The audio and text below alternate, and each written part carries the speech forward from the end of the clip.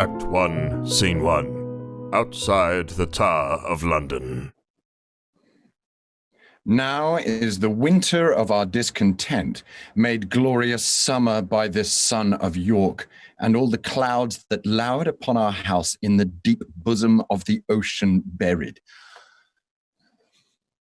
Now are our brows bound by victorious wreaths, our bruised arms hung up for monuments, our stern alarums changed to merry meetings, our dreadful marches to delightful measures. Grim-visaged war hath smoothed his wrinkled front, and now, instead of mounting barbed steeds to fright the souls of fearful adversaries, he capers nimbly in a lady's chamber to the lascivious pleasing of a lute. But I, that am not shaped for sportive tricks, nor made to court an amorous looking-glass, I that am rudely stamped, and want love's majesty to strut before a wanton ambling nymph, I that am curtailed of this fair proportion, cheated of feature by dissembling nature, deformed, unfinished, sent before my time into this breathing world scarce half made up, and that so lamely and unfashionable that dogs bark at me as I halt by them. Why, I, in this weak piping time of peace, have no delight to pass away the time, unless 'tis by my shadow in the sun and descant on mine own deformity. And therefore, since I cannot prove a lover to entertain these farewell-spoken days, I am determined to prove a villain, and hate the idle pleasures of these days. Plots have I laid, inductions dangerous by drunken prophecies, libels, and dreams, to set my brother Clarence and the king in deadly hate, the one against the other. And if King Edward be as true and just as I am subtle, false, and treacherous, today should Clarence closely be mewed up about a prophecy which says that G of Edward's heirs, the murderer, shall be. Dive thoughts down to my soul. Here Clarence comes. Brother, good day. What means this armoured guard that waits upon your grace? His Majesty, tendering my person's safety, hath appointed this conduct here to convey me to the Tower. Upon what cause? Because my name is George. Alack, my lord, that fault is none of yours. He should for that commit your godfathers. But what's the matter, Clarence? May I know? Yea, brother, when I know, for I protest, as yet I do not. But, as I can learn, he hearkens after prophecies and dreams, and says a wizard told him that by G his issue disinherited should be.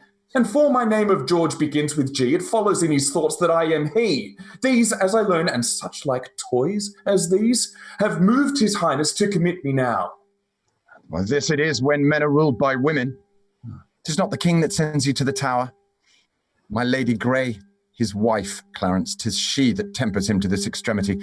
Was it not she and that good man of worship, the Lord of Rivers, her brother there, that made him send Lord Hastings to the Tower, from whence this present day he is delivered? We're not safe, Clarence. We are not safe. By heaven, I think there's no man is secure but the Queen's kinsman and night-walking heralds that trudge betwixt the king and Mistress Shaw. Heard ye not what an humble suppliant Lord Hastings was to her for his delivery?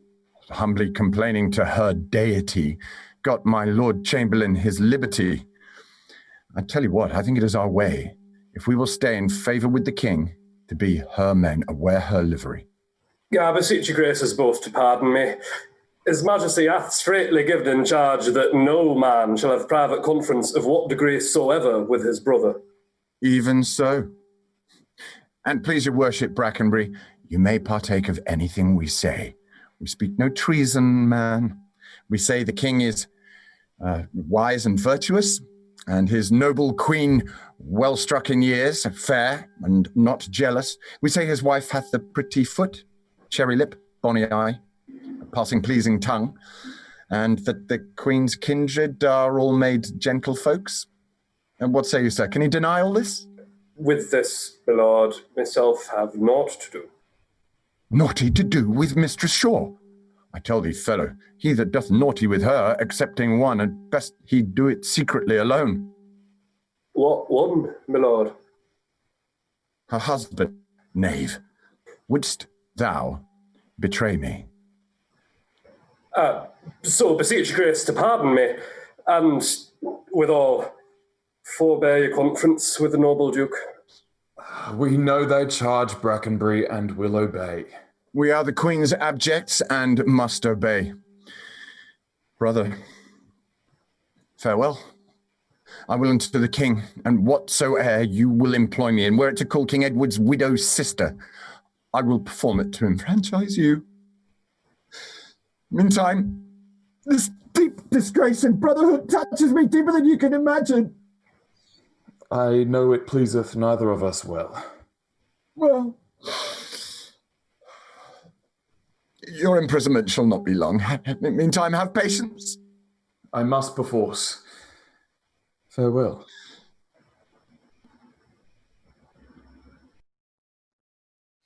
Go, tread the path that thou shalt ne'er return. Simple plain Clarence, I do love thee so that I will shortly send thy soul to heaven, if heaven will take the present at our hands. But who comes here? The new delivered Hastings! Good time of day unto my gracious lord! The same unto my good Lord Chamberlain. Well, are you welcome to the open air? How hath your lordship brooked imprisonment? With patience, noble lord, as prisoners must, but I shall live, my lord, to give them thanks that were the cause of my imprisonment. No doubt, and so shall Clarence too. For those that were your enemies are his, and have prevailed as much on him as you. More pity that the eagle should be mewed, while kites and buzzards pray at liberty. What news abroad? No news so bad abroad as this at home. The king is sickly, weak, and melancholy. His physicians fear him mightily. Oh, by St. Paul, this news is bad indeed. What, is he in his bed? He is. Well, go you before. I will follow. He cannot live, I hope, but must not die till George be packed with post-horse up to heaven. Allen to urge his hatred more to Clarence with lies, well steeled with weighty arguments. And if I fail not in my deep intent, Clarence hath not another day to live. Which done, God take King Edward to his mercy, and leave the world for me to bustle in. For then I'll marry Warwick's youngest daughter. What though I killed her husband and her father? The readiest way to make the wench amends is to become her husband and her father. The which will I, not all so much for love as for another secret close intent, by marrying her, which I must reach unto. But yet I run before my horse to market. Clarence still breathes, Edward still lives and reigns. When they are gone, then must I count my gains. Act 1, Scene 2. The funeral procession of Henry VI.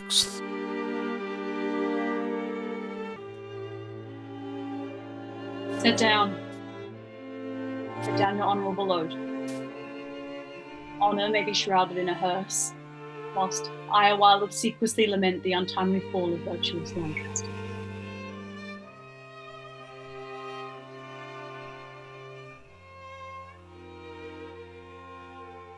Poor, he cold figure of a holy king. Pale ashes of the house of Lancaster. Thou bloodless remnant of that royal blood. Be it lawful that I invocate thy ghost to hear the lamentations of poor Anne, wife to thy Edward, to thy slaughtered son, stabbed by the self-same hand that made these wounds. Lo, in the window that let forth thy life, I pour the helpless balm of my poor eyes. Cursed be the hands that made these fatal holes. Cursed be the heart that had the heart to do it. Cursed be the blood that let this blood from hence.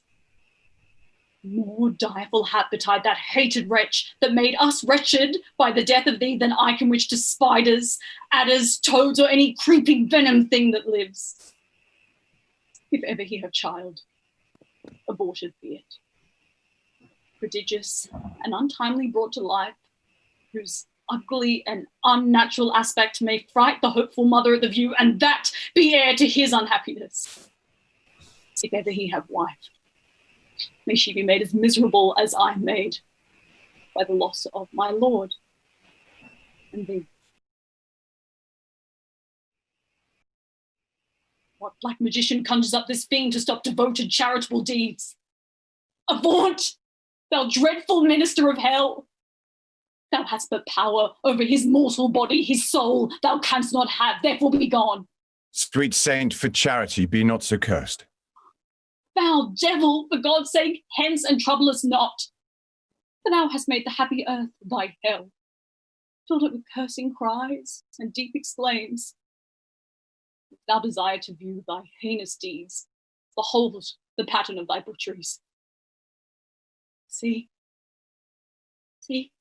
dead Henry's wounds open their congealed mouths and bleed afresh.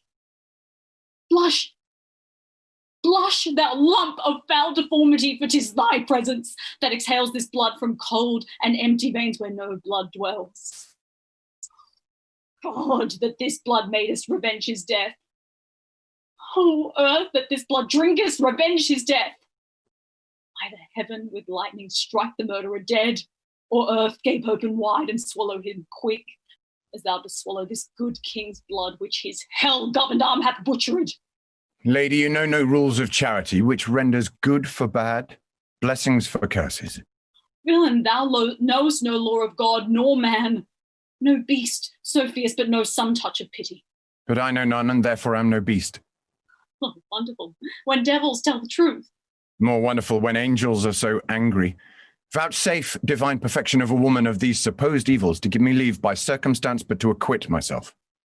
Vouchsafe, diffused infection of a man, for these known evils, but to give me leave by circumstance to curse thy cursed self. Fairer than tongue can name thee. Let me have some patient leisure but to excuse myself. Fouler than heart can think thee, I can think of no excuse current but to hang thyself. By such despair I should accuse myself. And by despairing shouldst thou stand excused for doing worthy vengeance on thyself, which didst unworthy slaughter upon others. Say that I slew them not? Why then, they are not dead. But dead they are, and devilish slave by thee. I did not kill your husband. Why then he is alive. Nay, he is dead, and slain by Edward's hand. In thou foul throat thou liest. Queen Margaret saw thy murderous falcon smoking in his blood, the which thou didst point against her breast, but that thy brothers beat aside the point. I was provoked by her slanderous tongue, which laid their guilt upon my guiltless shoulders. Thou was provoked by thy bloody mind, which has never dreamt of aught but butcheries. Didst thou kill this king? I grant ye. Dost grant me, hedgehog? God grant me too, thou mayest be damned for that most wicked deed. He was mild, gentle, and virtuous. The fitter for the King of heaven that hath him. He is in heaven, where thou shalt never come. Let him thank me that helped to send him thither, for he was fitter for that place than earth. And thou unfit for any place but hell. Yes, one place else, if you will hear me name it. Some dungeon? Your bedchamber. We'll rest betide the chamber where thou liest. So will it, madam, till I lie with thee? I hope so. I know so, but, gentle Lady Anne, to leave this keen encounter of our wits and move somewhat into a slower method, is not the causer of the untimely deaths of these Plantagenets, Henry and Edward, as blameful as the executioner? Thou art the cause and the most accursed effect. Thy beauty was the cause of that effect. Thy beauty, that did haunt me in my sleep to undertake the death of all the world, that I might live 1 hour in thy sweet bosom. I thought that. I tell thee, homicide, I should render that beauty from my cheeks. These eyes could ne'er endure sweet beauty's rack. You should not blemish it if I stood by. As all the world is cheered by the sun, so I by that. It is my day, my life. Black night overshade thy day, and death thy life.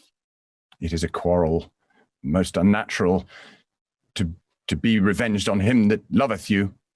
It is a quarrel just and reasonable to be revenged on him that slew my husband. He that bereft thee, lady, of thy husband, did it to help thee to a better husband. His better doth not breathe upon the earth. He lives that loves thee better than he could. Name him. Plantagenet. Why, that was he. Self-same name, but one of better nature. Where is he? Here. Why dost thou spit at me? Would it were mortal poison for thy sake. Never came poison from so sweet a place. Never hung poison on fouler toad. Out of my sight, thou dost infect my eyes. Thine eyes, sweet lady, have infected mine. Would they were basilisks to strike thee dead. I would they were, that I might die at once. For now they kill me with a living death. Those eyes of thine from mine have drawn salt tears, shamed their aspect with store of childish drops. These eyes that never shed remorseful tear. No, when my father York and Edward wept to hear the moans that Rutland made when black-faced Clifford shook his sword at him, nor when thy warlike father, like a child, told the story of my father's death, and 20 times made pause to sob and weep, that all the standers by had wet their cheeks like trees bedashed with rain. In that sad time, these eyes did scorn an humble tear. But what these sorrows could not thence exhale, thy beauty hath, and made them blind with weeping. I never suit a friend nor enemy. But now thy beauty is proposed my fee, my proud heart sues and prompts my tongue to speak. Teach not thy lips such scorn, lady. They were made for kissing, not for such contempt. If thy revengeful heart cannot forgive, lo, here, I lend thee this sharp-pointed sword, which, if thou please, to hide in this true breast, and let the soul forth that adoreth thee, I lay it naked to the deadly stroke, and humbly beg the death upon my knee. Nay, do not pause, for I did kill King Henry, but 'twas thy beauty that provoked me. Nay, now dispatch! 'Twas I that stabbed young Edward, but 'twas thy heavenly face that set me on. Take up the sword, dear Anne, or take up me. Arise, dissembler. Though I wish thy death, I will not be thy executioner. Then bid me kill myself, and I will do it. I have already. That was in thy rage. Speak it again, and even with the word, this hand, which for thy love did kill thy love, shall for thy love kill a far truer love. To both their deaths thou shalt be accessory. Would I knew thy heart. 'Tis figured in my tongue. They fear me both are false. Then never man was true.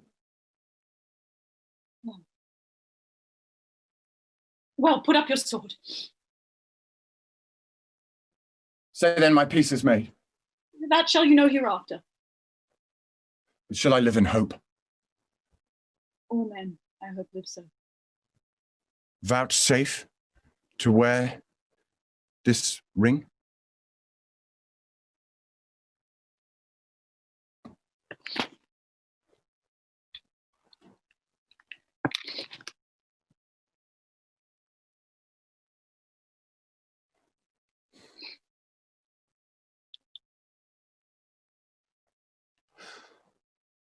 See how this ring encompasseth thy finger.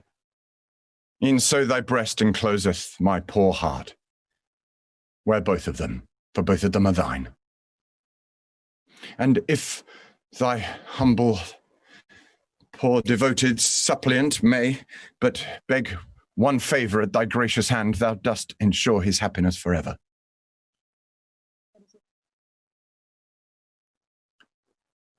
that it may please you, leave these sad designs to one that hath more cause to be a mourner, and presently repair to Crosby Place, where, after I have interned at Chertsey Monastery this noble king, and wet his grave with my most repentant tears, I will with all expedient duty see you. For diverse unknown reasons, I beseech you, grant me this boon. With all my heart. Much it joys me too to see you become so penitent. Hastings, Brackenbury, go along with me. Bid me farewell. It's more than you deserve. Since you teach me how to flatter you, imagine I've said farewell already.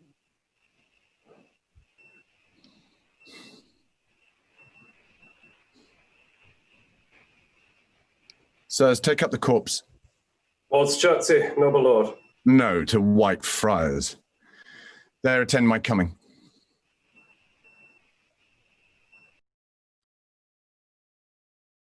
Was ever woman in this humour wooed? Was ever woman in this humour won?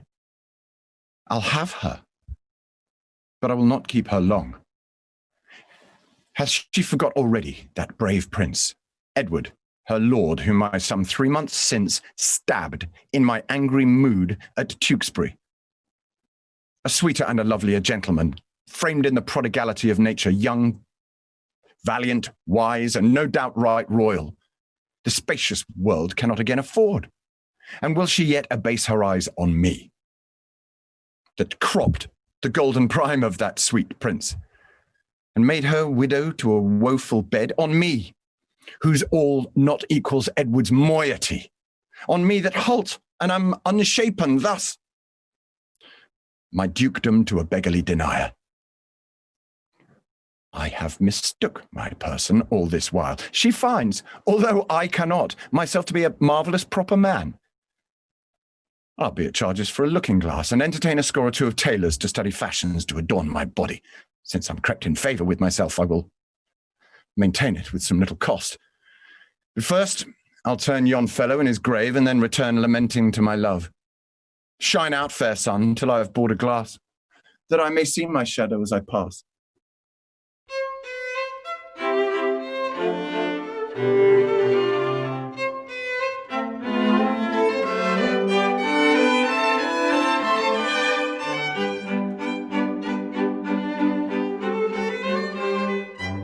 Act 1, Scene 3, The Halls of the Palace. Patience, madam. There's no doubt His Majesty will soon recover his accustomed health. In that you brook it in, it makes him worse. Therefore, for God's sake, entertain good comfort and cheer his grace with quick and merry words. If you were dead, what would betide of me?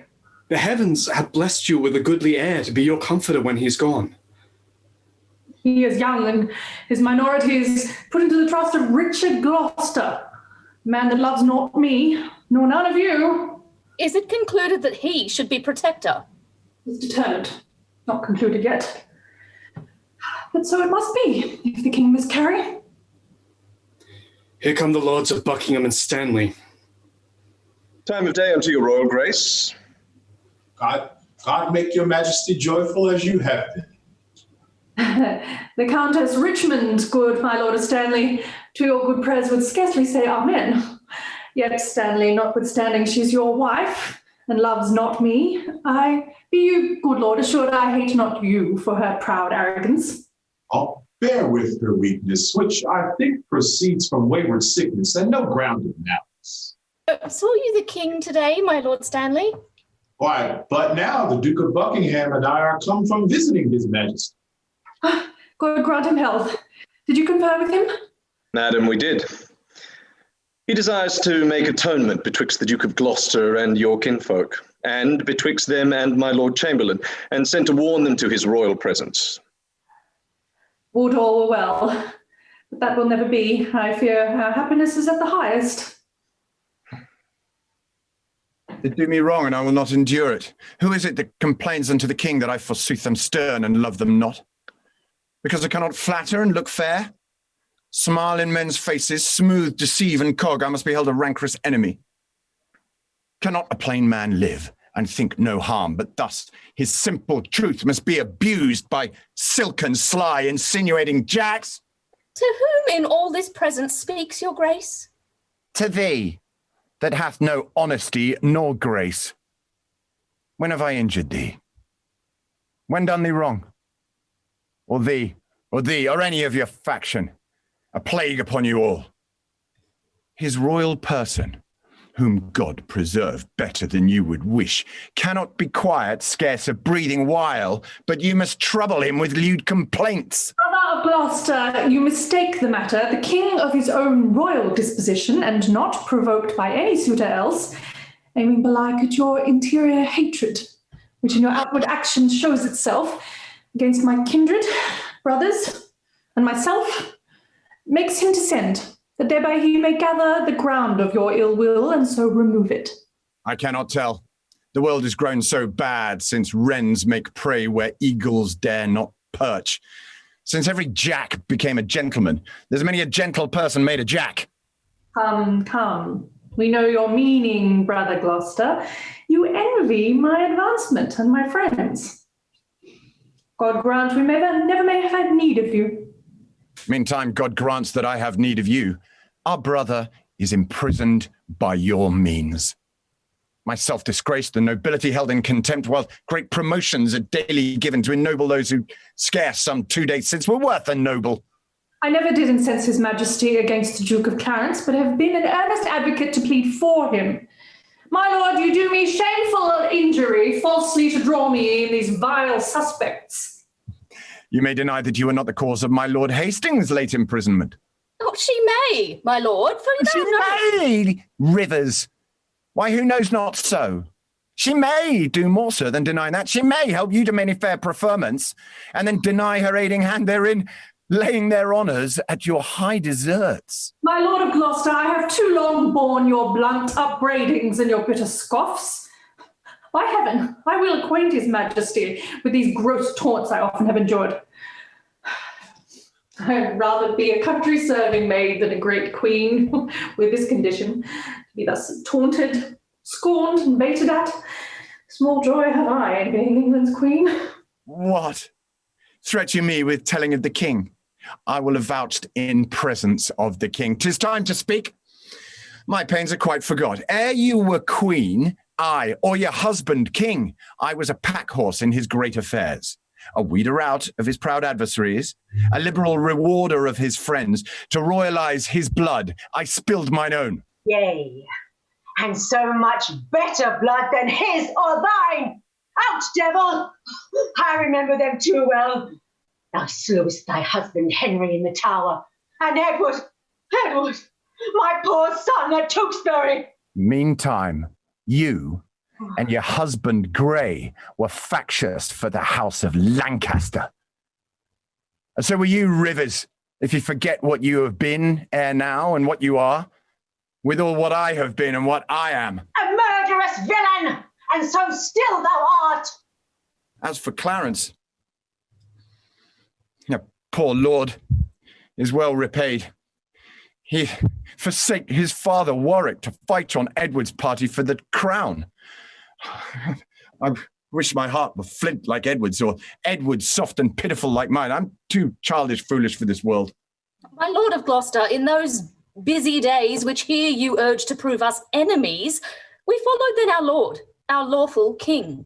So should we you, if you should be our king. If I should be, I'd rather be a peddler. Far be it from my heart the thought of it. As little joy, my lord, as you suppose you should enjoy, were you this country's king, as little joy may you suppose in me, that I enjoy, being the queen thereof. Hear me, you wrangling pirates, that fall out in sharing that which you have stole from me.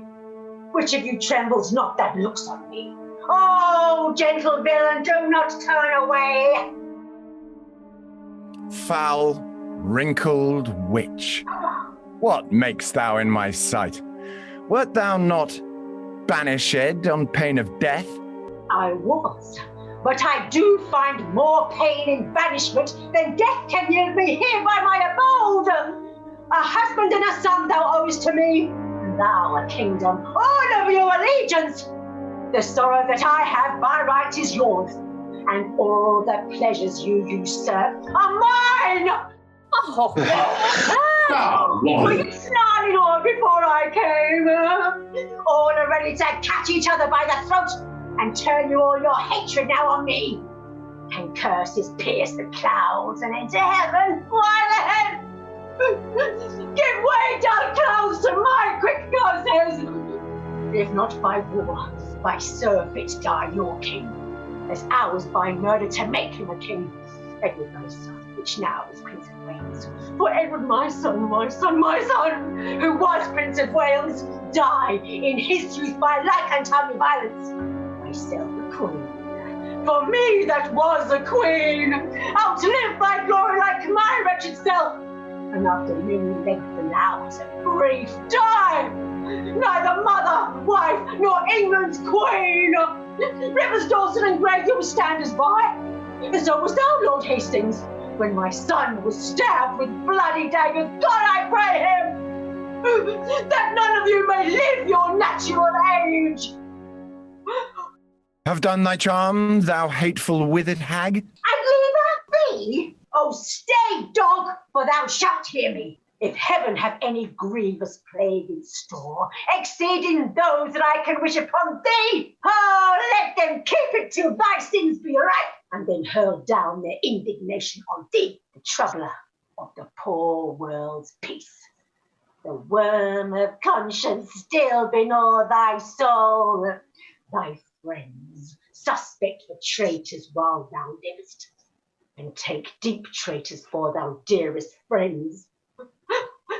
No sleep close up that deadly eye of thine, unless it be while some tormenting dream affrights thee with a hell of ugly devils.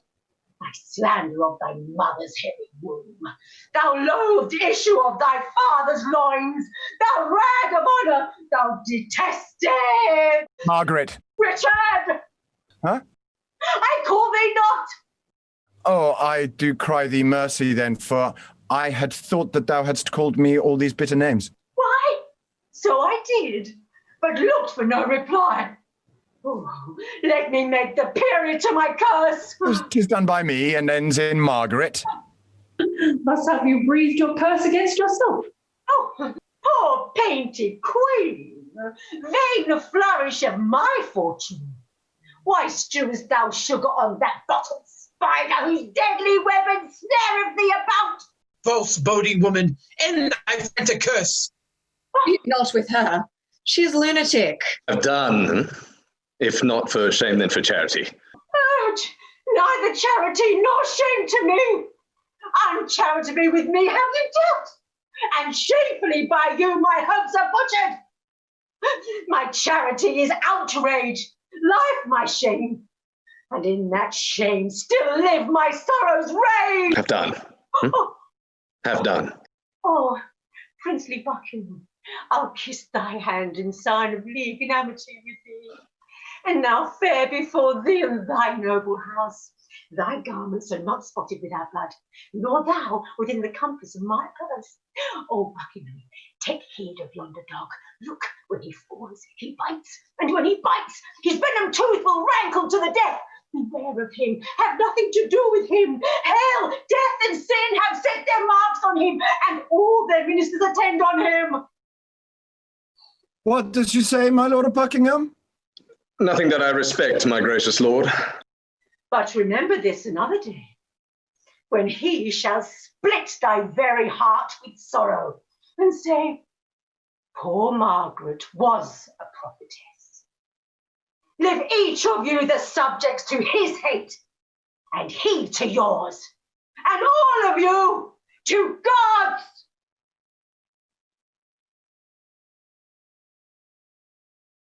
My hair doth stand on end to hear her curses. And so doth mine. I muse while she's at liberty. Cannot blame her. By God's holy mother, she hath had too much wrong, and I repent my part thereof that I have done to her.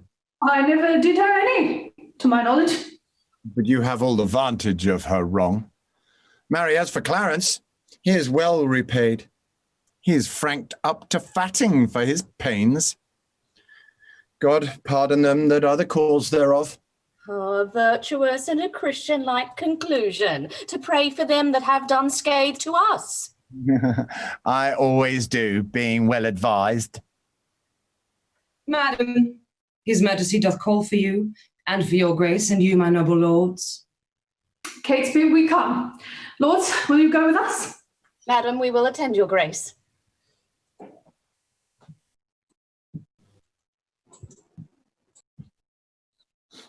I do the wrong, and first begin to brawl. The secret mischiefs that I set a broach, I lay unto the grievous charge of others.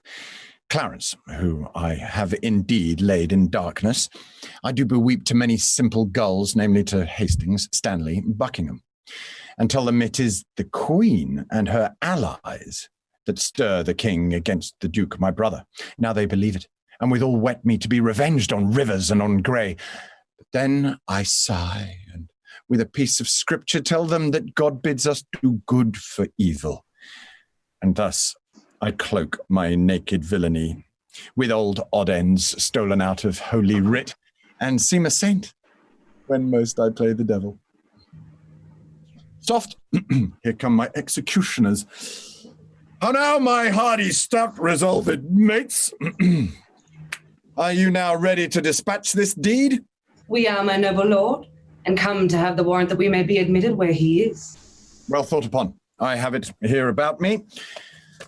But, sirs, be sudden in the execution, withal obdurate.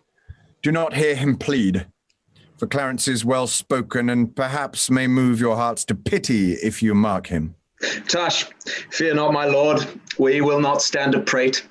Talkers are not good doers. Be assured, we come to use our hands and not our tongues. Your eyes drop millstones when fools' eyes drop tears. I like you, lads. About your business straight. Go, dispatch. We will, my noble lord.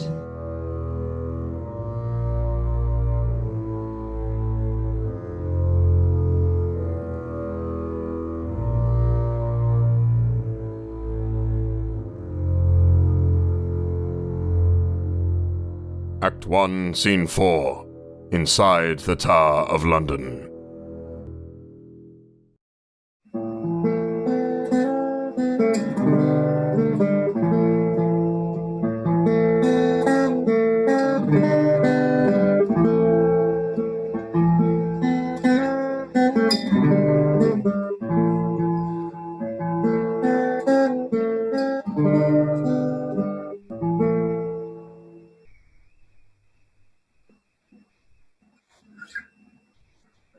Why looks your grace so heavily today?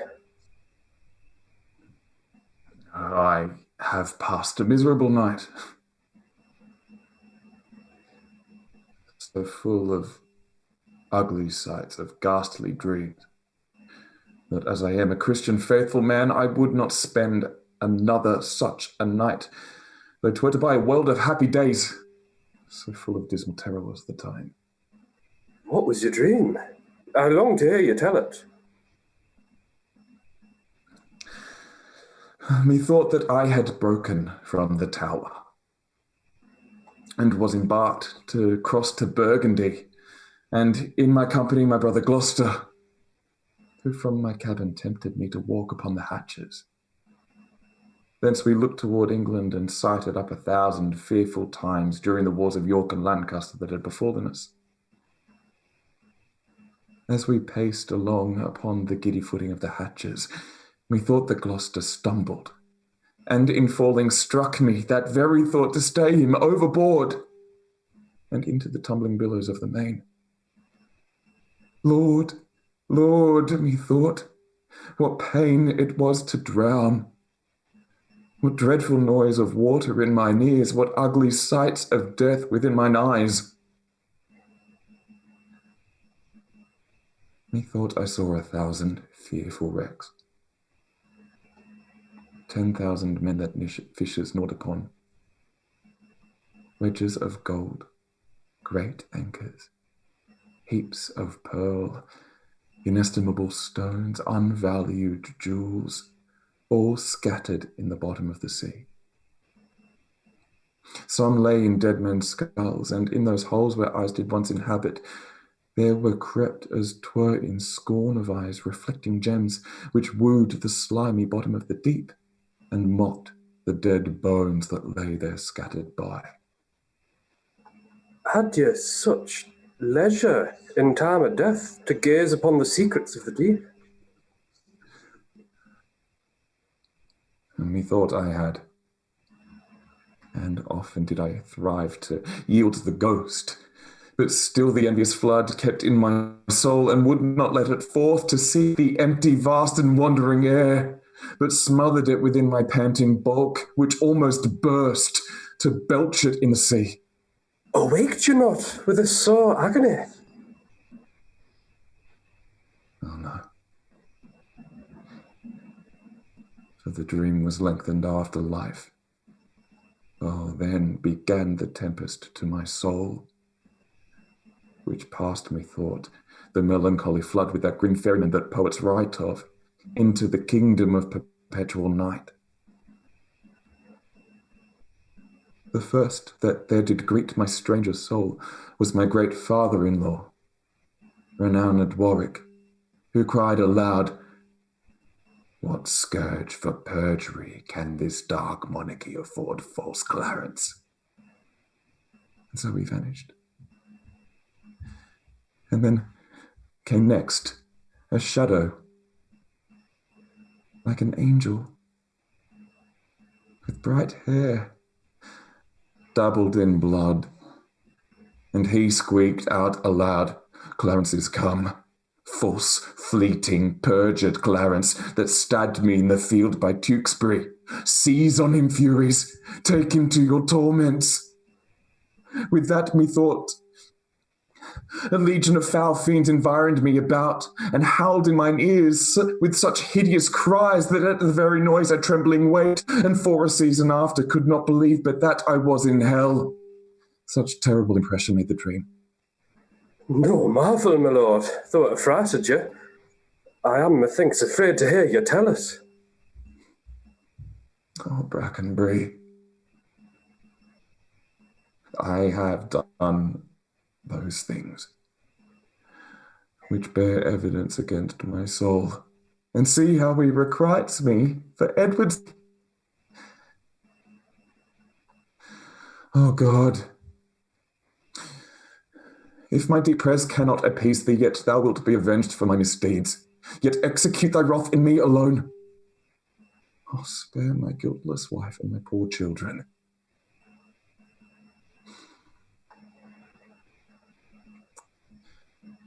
I pray thee, gentle keeper, stay by me.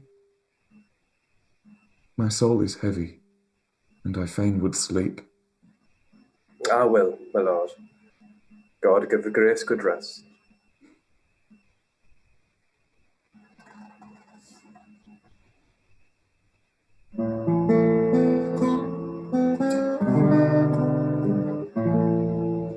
Sorrow breaks seasons and repose an hour, makes the night morning and the noontide night. Princes have but their titles for their glories, an outward honour for an inward toil. And for unfelt imagination, they often feel a world of restless care, so that betwixt their titles and loneliness, there's nothing different but the outward fair.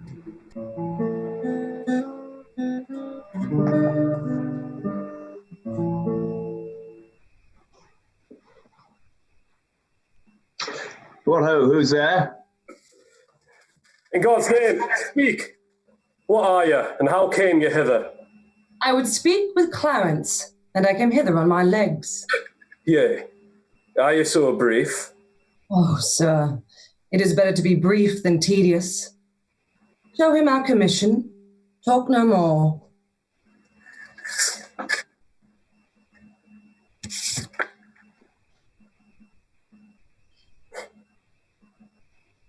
I am in this commanded to offer up the noble Duke of Clarence to your hands.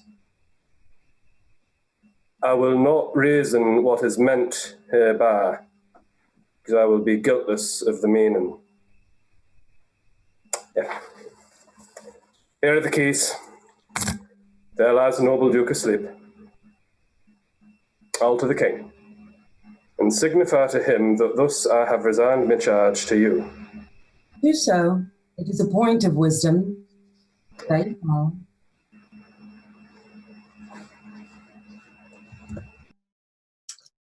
What? Shall we stab him as he sleeps? No. Then he'll say it was done cowardly when he wakes. When he wakes? Why, fool, he shall never wake till the judgment day. Why, then he will say we stabbed him sleeping. Judging if that word judgment hath bred a kind of remorse in me. What, art thou afraid? Not to kill him, having a warrant for it, but to be damned for killing him, from which no warrant can defend us. I thought thou hast been resolute. So I am, to let him live. Back to the Duke of Gloucester, tell him so. Oh, I pray thee, stay a while. I hope my holy humour will change. Wont to hold me, but while one would tell 20.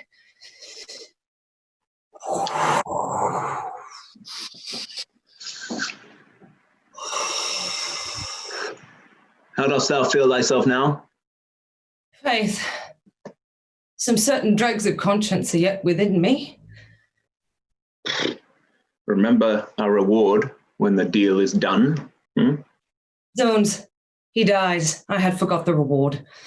Ah, where is thy conscience now then? In the Duke of Gloucester's purse. So when the Duke opens his purse to give us our reward, thy conscience flies out. Let it go. There's few or none will entertain it. How if it come to thee again? I'll not meddle with it. It's a dangerous thing. It makes a man a coward. A man cannot steal, but it accuseth him. He cannot swear, but it checks him. He cannot lay with his neighbour's wife, but it detects him. Every man that means to live well endeavours to trust to himself and live without it. Zoons, it is even now at my elbow, persuading me not to kill the Duke. Take the devil in thy mind and relieve him not. He will insinuate with thee, but to make thee sigh. Heart, I am strong-framed, he cannot prevail with me. I warrant thee. Spoke like a tale fellow that respects his reputation. Come, shall we to this? Take him over the costed with the hilts of thy blade, and then we'll chop him up in the malmsey butt within. Oh, excellent device. Make a sup of him. Hark, he stirs. Shall I strike?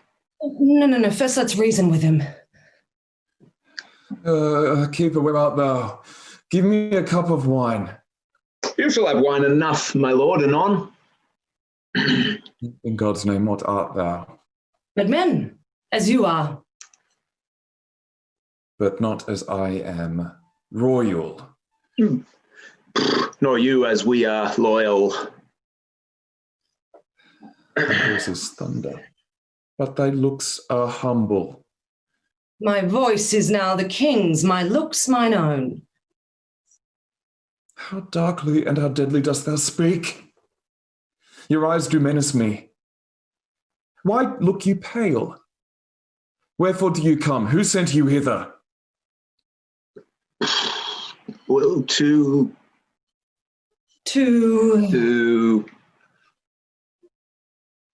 murder me. Aye.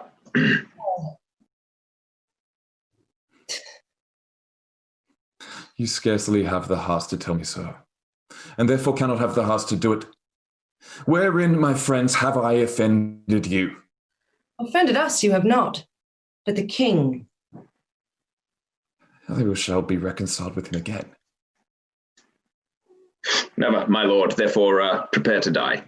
Are you come forth from out a world of men to slay the innocent? Where is my offence? Where are the evidence that do accuse me?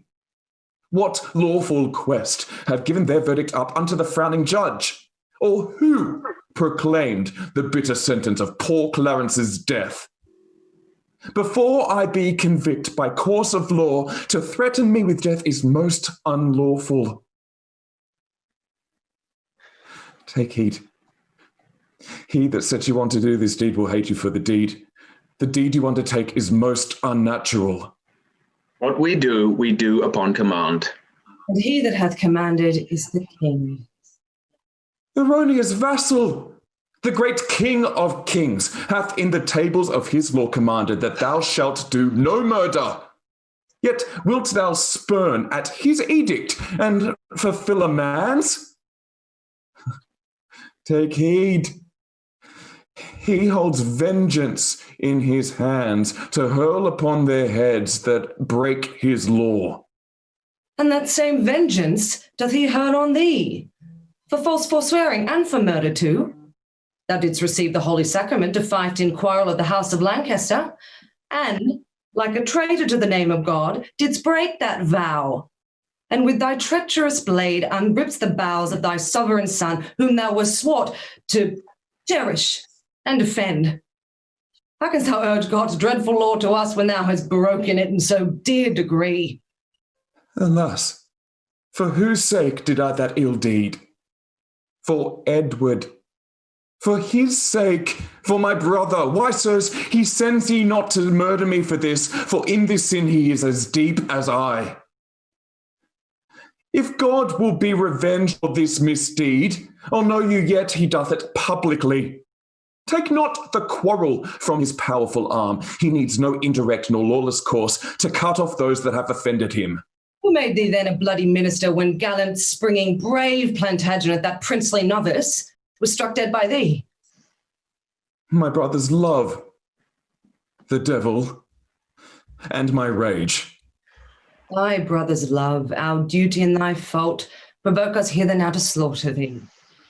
If you love my brother, hate not me. I am his brother, and I love him well. If you be hired for meed, go back again, and I will send you to my brother Gloucester. He will reward you better for my life than Edward will for tidings of my death. You are deceived. Your brother Gloucester hates you. No. No, my brother loves me, and he holds me dear. Go you to him from me. And tell him. Okay. Tell him. Well. That when our princely father York blessed his 3 sons with his victorious arm, and swore upon his soul that we be friends, he little thought of this divided friendship. Bid Gloucester think on this, and he will weep. Aye, millstones, as he lessoned us to weep. Oh, do not slander him, for he is kind. Right, as snow in harvest. Thou deceivest thyself. 'Tis he that sent us here now to slaughter thee. It cannot be.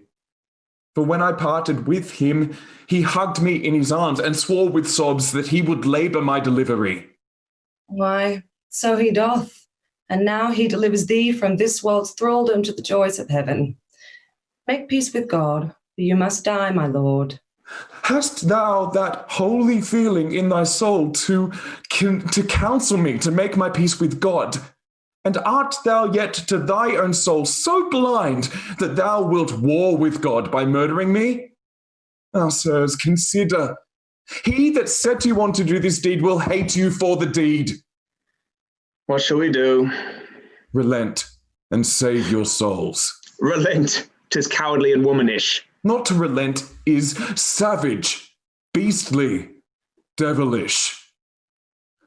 Which of you, if you were a prince's son, being pent from liberty, as I am now, if 2 such murderers as yourselves came to you, would not entreat for life? My friend, I spy some pity in thy looks. Oh, if thine eye be not a flatterer, come now on my side, and entreat for me as you would beg were you in my distress. A begging prince, What beggar pities not? Look behind you, my lord. Take that! Oh! That! Oh! Oh! All this will not do. I'll drown you in the Malmsey butt within. Oh, bloody deed, and desperately dispatched. How fain, like Pilate, would I wash my hands of this most grievous, guilty murder done. How now? What means thou that thou helpst me not, huh? By heavens, the Duke shall know how slack thou art. Oh, I would he knew I had saved his brother. Take thou the fee and tell him what I say, for I repent me that the Duke is slain. So do not I. Go, coward as thou art. Now, must I hide his body in some hole? For this will out. When I have my mead, I must away. This will out, and here I must not stay.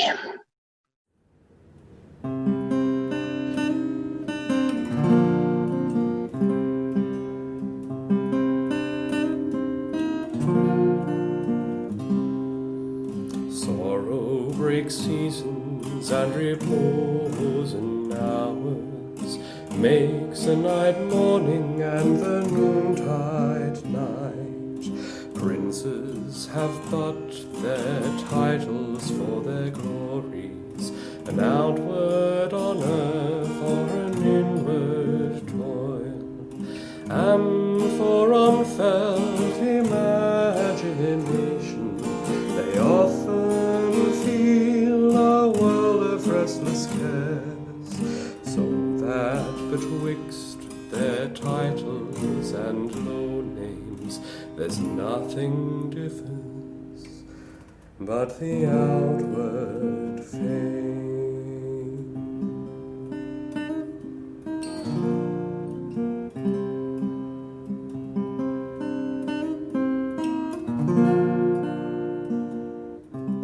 Act 2, Scene 1. The Palace Throne Room.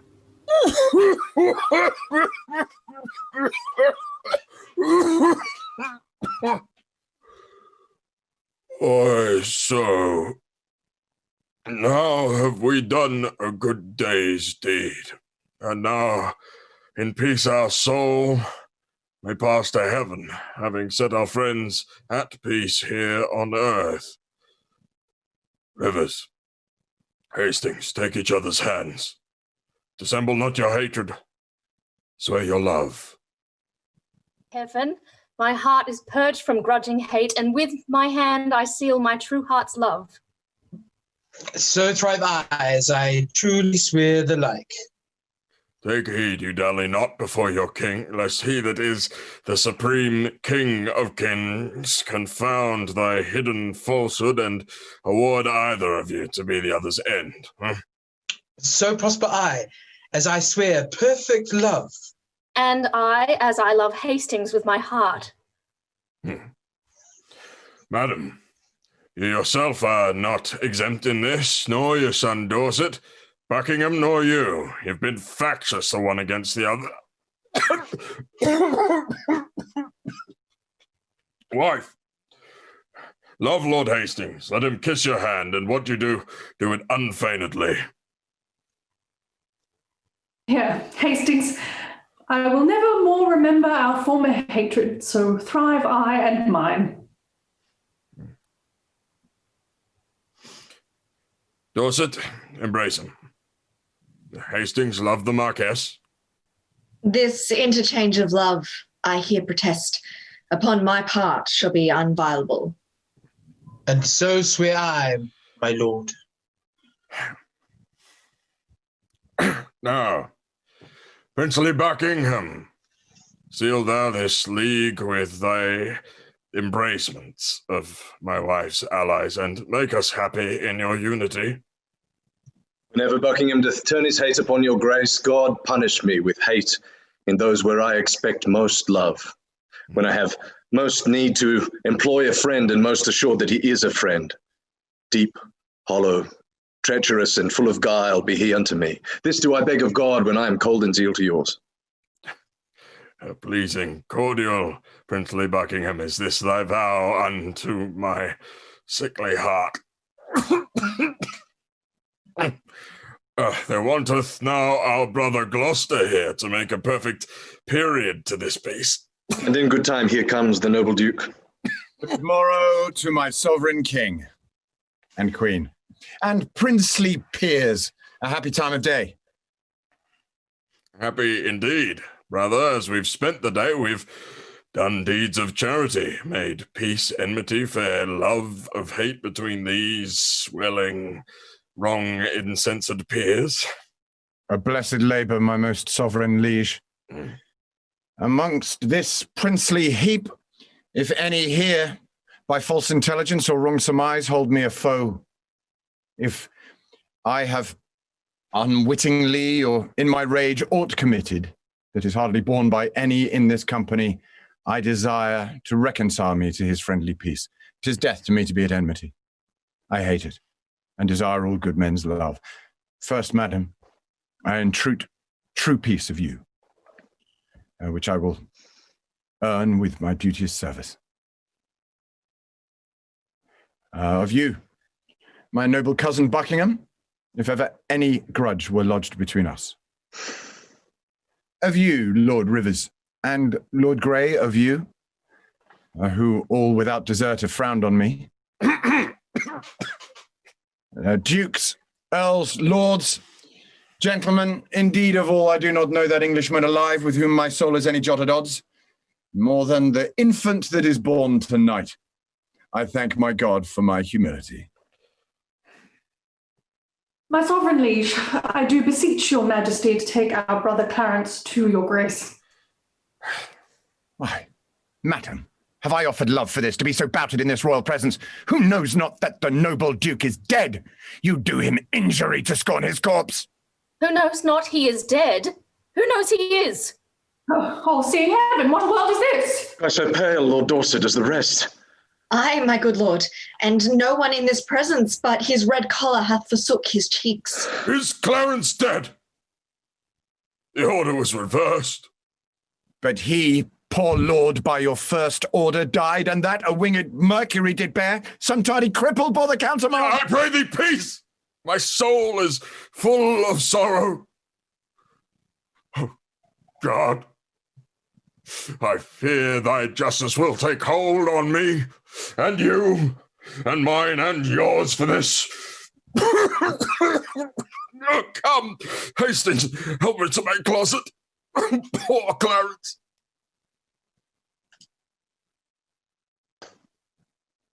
This is the fruit of rashness.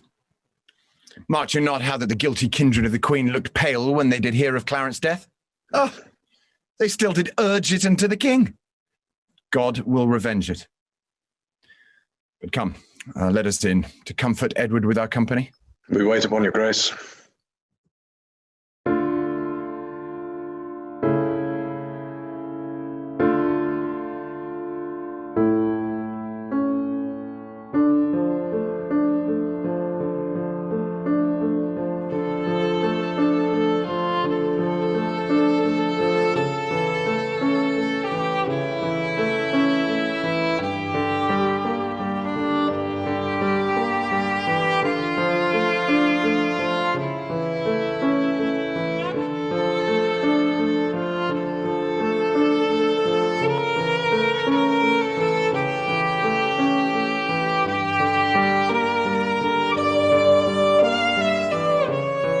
Act 2, Scene 2. The Streets of London.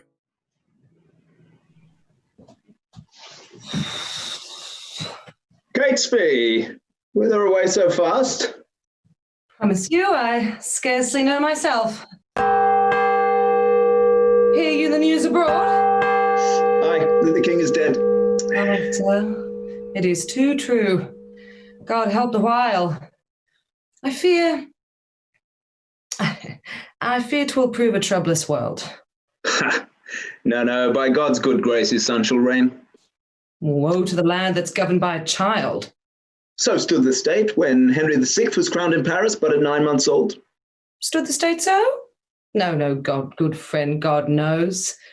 For then this land was famously enriched with politic grave counsel. Then the king had virtuous uncles to protect his grace. Why, so hath this, both by the father and mother? Better they all came by the father, or by the father there were none at all. Oh, full of danger is the Duke of Gloucester, and the Queen's sons and brother haught and proud. And were they to be ruled and not to rule, this sickly land might solace as before. Come, you fear the worst, all shall be well. When clouds appear, wise men put on their cloaks. Truly. Well, but if God sought it so, 'tis more than we deserve, or I expect. I say, womanish souls are so full of dread. You cannot reason almost with a one that looks so heavily and full of fear. What? Leave it all to God. Whither away? Mary, sent for to the justices. So was I. I'll bear you company.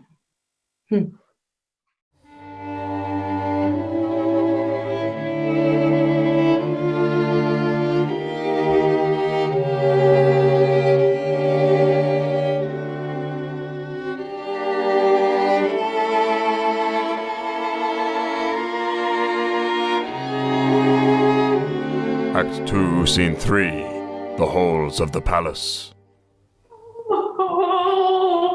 Who shall hinder me to wail and weep, chide my fortune and torment myself? I'll join with black despair against my soul and to myself become an enemy. What means this scene of rude impatience? To make an act of tragic violence, Edward, my lord, your son is dead. Why grow the branches now the root is withered? Why wither not the leaves, the sap being gone? If you will live, lament. If die, be brief, that our swift-winged souls can catch the king's, or like his obedient subjects follow him to his new kingdom of perpetual rest. So much interest have I in thy sorrow as I had title in thy noble husband. I have bewept a worthy husband's death and lived by looking on his images, but now 2 mirrors of his princely semblance are cracked in pieces by malignant death. And I, for comfort, have one false glass, which grieves me when I see my shame in him. Thou art a widow, yet art thou a mother, and hast the comfort of thy children left thee. But death hath snatched my husband from mine arms and plucked 2 crutches from my feeble limbs, Edward and Clarence. Oh, what cause have I, thine being but a moiety of my grief, to overgo thy plaints and drown thy cries? Give me no help in lamentation. I am not barren to bring forth complaints. All springs reduce their currents to mine eyes, and I, being governed by the watery moon, may send forth plenteous tears to drown the world. Oh, for my husband, for my dear Lord Edward. Alas for both mine Edward and Clarence. What stay had I but Edward, and he's gone? Never mother had so dear a loss. Alas, I am the mother of these moans. Pour all your tears. I, though I am threefold distressed, will be your sorrow's nurse, and I will pamper it with lamentations. Comfort, dear mother. God is much displeased that you take with unthankfulness. He is doing in common worldly things. 'Tis called ungrateful with dull unwillingness to repay a debt, which with a bounteous hand was kindly lent.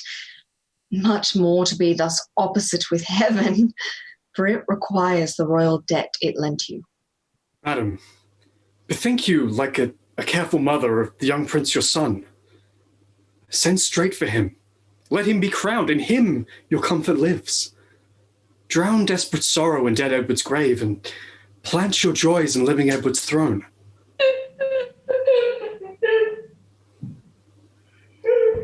Sister, have comfort. All of us have cause to wail the dimming of our shining star, but none can cure our harms by wailing them. Madam, my mother, I cry thee mercy, I did not see your grace. Humbly on my knee, I crave your blessing. God bless thee, and put meekness in thy mind, love, charity, obedience, and true duty. Amen. And make me die a good old man, That is the butt end of a mother's blessing. I marvel why her grace did leave it out. You cloudy princes and heart-sorrowing peers that bear this mutual heavy load of moan, now cheer each other in each other's love. Though we have spent our harvest of this king, we are to reap the harvest of his son.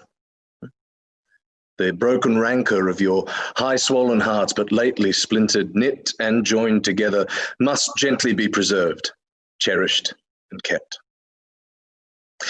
It seemeth good that, with some little train, forthwith from Ludlow the young prince be fetched hither to London to be crowned our king. Why with some little train, my lord of Buckingham? Marry, my lord, lest with a multitude the new healed wound of malice should break out, which would be so much the more dangerous by how much the estate is green and yet ungoverned. I hope the king made peace with all of us. The compact is firm and true in me. And so in me, and so I think in all. Yet since it is but green, it should be put to no apparent likelihood of breach, which haply by much company might be urged. Therefore I say with noble Buckingham that it is meet so few should fetch the prince. And so say I. Then be it so, and go we to determine who they shall be that straight shall post to Ludlow. Madam, and you, my sister, will you go to give your censures in this weighty business? With all our hearts. With all our hearts. My lord, whoever journeys to the prince, for God's sake, let not us two stay behind. For, by the way, I'll sought occasion to part the queen's proud kindred from the prince. My other self, my prophet, my dear cousin, I, like a child, will go by thy direction. Towards Ludlow, then, for we'll not stay behind.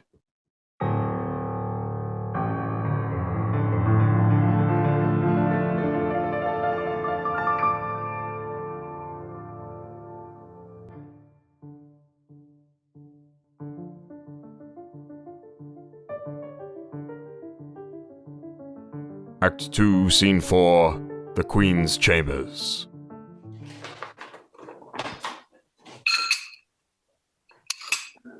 Last night I hear they lay at Northampton.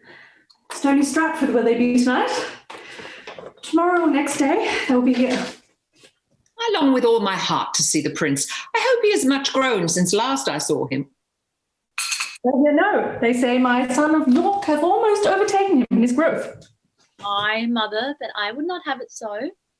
Why, my young cousin, it is good to grow. Random. One night, as we did sit at supper, my Uncle Rivers talked how I did grow more than my brother. Aye, quoth my uncle, Gloucester. Small herbs have grace, great weeds do grow apace. And since, methinks, I would not grow so fast, because sweet flowers are slow, and weeds make haste. Good faith, good faith. The same did not hold in him that did object the same to thee. He was the wretchedest thing when he was young, so long a-growing and so leisurely, that if this rule were true, he should be gracious. Oh, my troth! If I'm been remembered, I could have given my uncle's grace a flout to touch his growth nearer than he touched mine. Oh, my pretty York, I pray thee, let me hear it. Marry, they say my uncle grew so fast that he could gnaw a crust at 2 hours old. It was full 2 years ere I could get a tooth. Oh, grandam, this would have been a biting jest. I pray thee, pretty York, who told thee this? Oh, grandam, his nurse. His nurse? She were dead ere thou were born. Then I cannot tell you who told me. Parlous boy, go to, you are too shrewd. Oh, good madam, be not angry with the child. Pitches have ears. Here comes your kin, Lord Marquis Dorset. What news, Lord Marquis? Such news, madam, as grieves me to unfold. How fares the prince? Well, madam, and in health. What my news, then? Lord Rivers and Lord Grey are sent to Pomfret, prisoners. Who hath committed them? The mighty Dukes Gloucester and Buckingham. For what offence? The sum of all I have disclosed. Why or for what they were committed, I do not know, my gracious lady.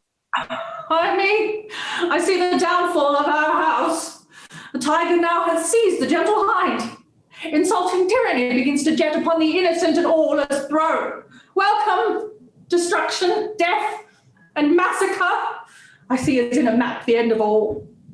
Accursed and unquiet wrangling days. How many of you have mine eyes beheld? My husband lost his life to get the crown, and often up and down my sons were tossed, for me to joy and weep and gain their loss.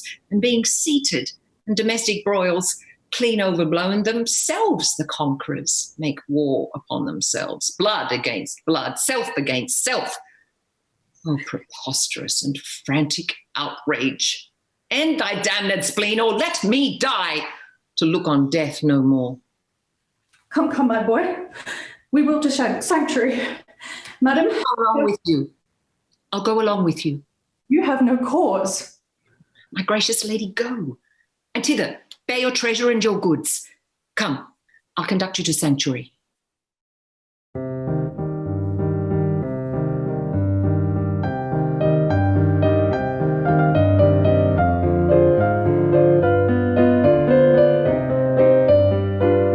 Act 3, Scene 1. The Streets of London.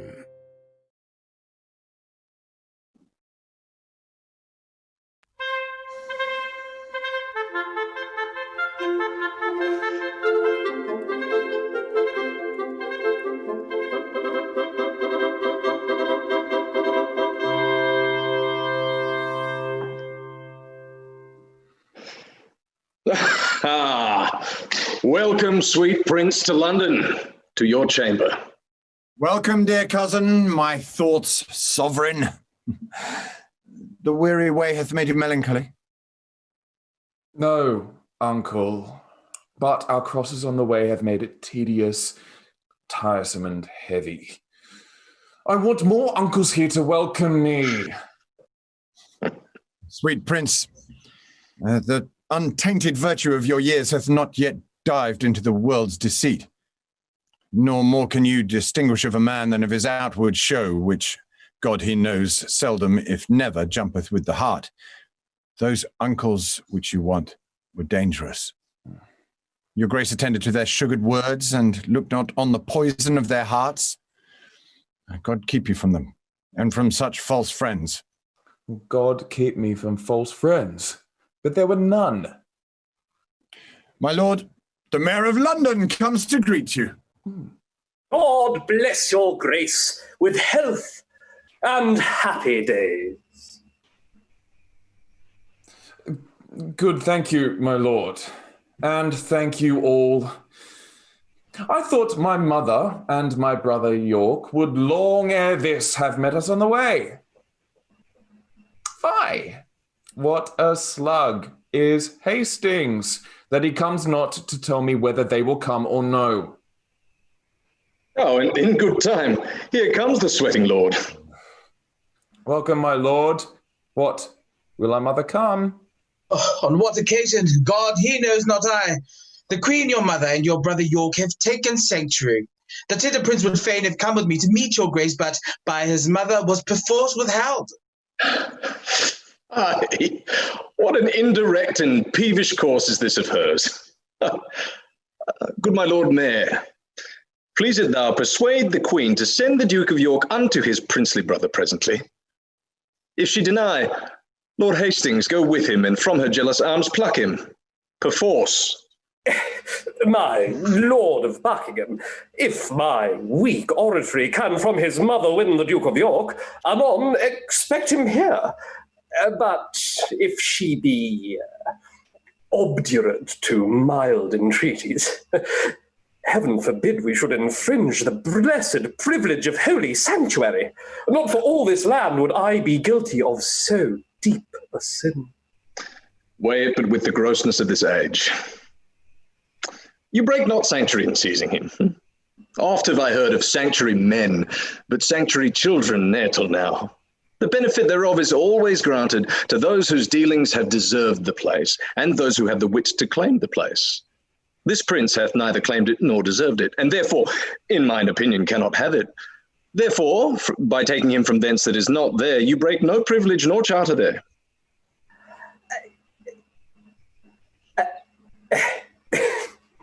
My lord, you shall o'errule my mind in this for once. Lord Hastings, will you go with me? I go, my lord. Good lords, make all the speedy haste you may. Say, Uncle Gloucester, if my brother come, where shall we sojourn till our coronation? Where it seems best unto your royal self. If I may counsel you, some day or two, your highness shall repose you at the tower, then where you please, and shall be thought most fit for your best health and recreation. I do not like the tower of any place. Did Julius Caesar build that place, my lord? He did, my lord, begin that place, which since succeeding ages have re-edified. But say, my lord, is it upon record, or else registered upon successively from age to age he built it? Upon record, my gracious lord. But say it were not registered.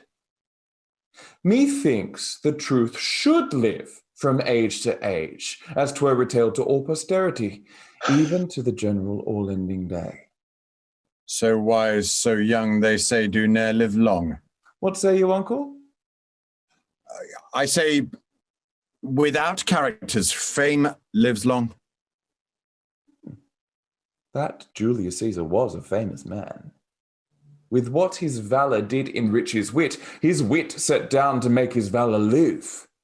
Death makes no conquest of this conqueror. For now he lives in fame, though not in life. I tell you what, my cousin Buckingham. What, my gracious lord? And if I live until I be a man, I'll win our ancient right in France again, or die a soldier as I lived a king. Short summers lightly have a forward spring. And in good time, here comes the Duke of York. Brother of York, how fares our loving brother? Oh, well, my dread lord, so must I call you now? Aye, my lord, as it is so, to our grief. But long he hath died that might have held that title, which by his death hath lost much majesty. How fares my cousin, noble Lord of York? Thank you, gentle uncle. Oh, my lord, you said that idle weeds are fast in growth. The prince, my brother, hath outgrown me far. He hath, my lord. And therefore is he idle? Oh, my fair cousin, I must not say so. Well, then he's more beholden to you than I. He may command me as my sovereign, but you have power in me as in a kinsman. I pray you, uncle, give me your dagger. My dagger, gentle cousin, with all my heart. A beggar, brother. Oh, of my kind uncle that I know will give, and being but a toy which is no grief to give. A greater gift than that I'll give my cousin. A greater gift? Oh, that's the sword to it. Gentle cousin, were it light enough? Ah, then I see you will part but with light gifts, but with heavier things you'll say a beggar nay. It is too heavy for your grace to wear. I wear it lightly, if it were heavier. What? Would you have my weapon, little lord? I would, that I might thank you as you call me. How? Little. My Lord of York will still be cross in talk. Uncle, your grace knows how to bear with him. You mean to bear me, not to bear with me? Ugh. Uncle, my brother mocks both you and me. Because that I am little, like an ape, he thinks that you should bear me on your shoulders. With what a sharp provided witty reasons, huh? To mitigate the scorn he gives his uncle, he prettily and aptly taunts himself. So cunning and so young is wonderful. Well, my lord, will please you pass along myself and my good cousin Buckingham will to your mother to entreat of her to meet you at the tower and welcome you. What, will you go into the tower, my lord? My lord protector needs must have it so. But I shall not sleep well at the tower. Why, what should you fear? Marry my uncle Clarence's angry ghost. My granddam told me he was murdered there. I fear no uncle's dead. Nor none that live, I hope. And if they live, I hope I need not fear. But come, my lord, and with a heavy heart, thinking on them, go I into the tower.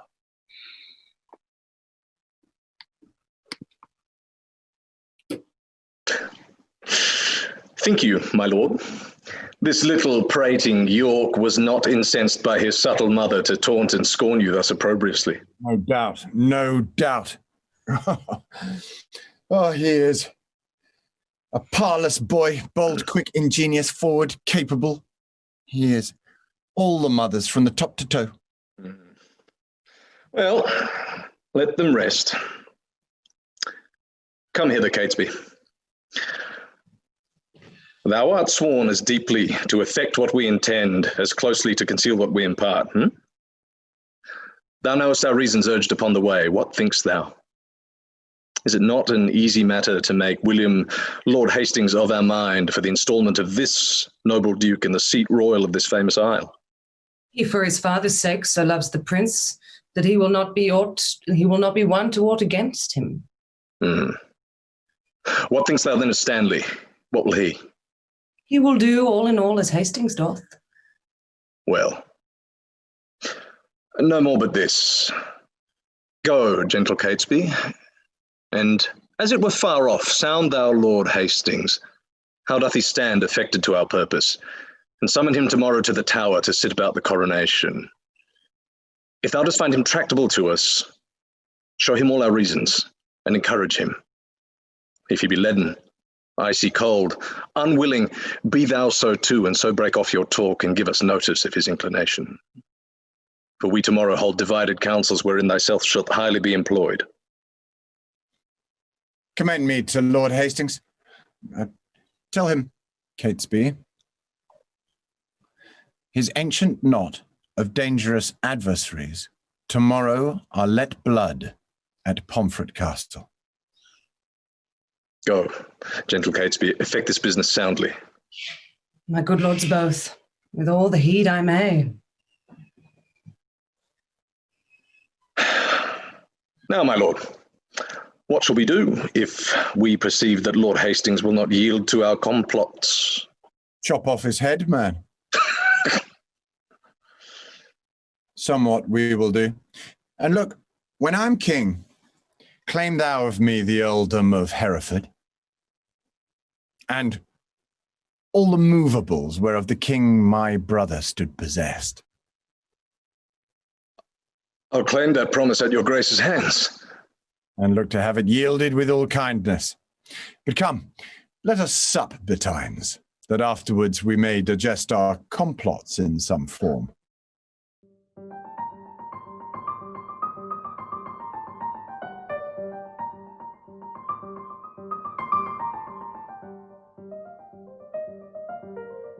Act 3, Scene 2.